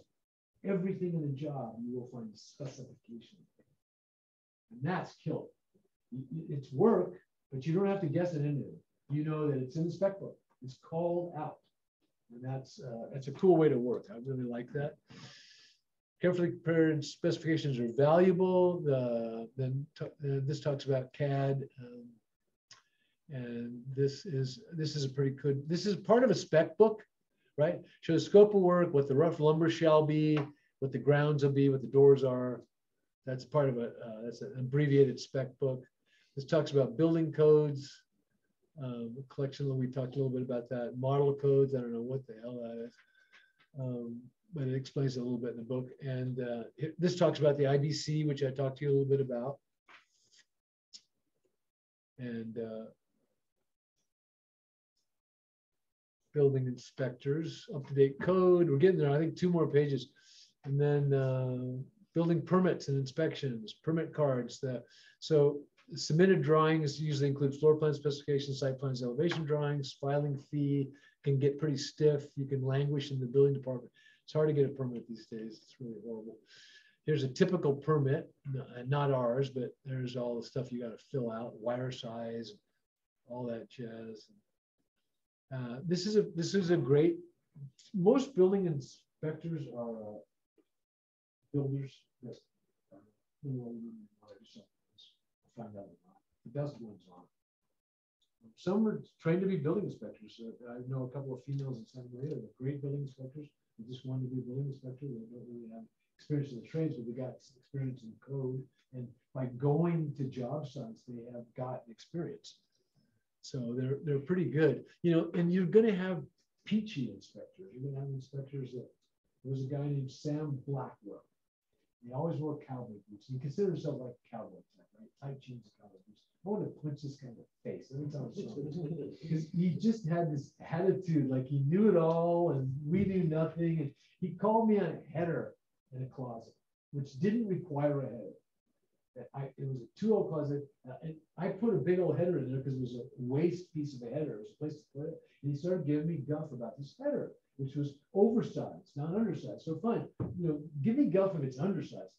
And my guys basically had to drag me away. And then from that minute on, I would call in the morning, find out who my inspector was, and it was Blackwell. I would cancel the inspection. Seriously, I was gonna have an altercation. He would push my buttons that hard because he was that kind of inspector. And then I have relationships with, yes. I just wanted to make sure you knew that it was that. Do I really know? God, we can go till 10:05. Let's finish it because Claire has been so kind to point out what time it is. That's all right. Let's go. Jim's going to really jam you on this book. So 7 and 8. 7 and 8. I wanted to make sure we covered the 7. Thank you. I knew this was going to be a long one. Plans and presentations by 48. Everybody else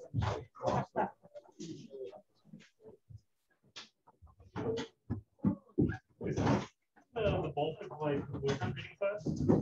Sorry, just a second. Let me say bye to the Zoom guys. Hey, Zoom guys. See you later. You're all gone. Hey, Adar. See you later, man. Later, Rod.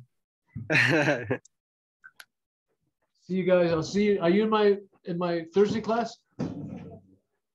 Yeah, I am. See you Thursday, bud. All right, later. Take care. Have a good night. See ya.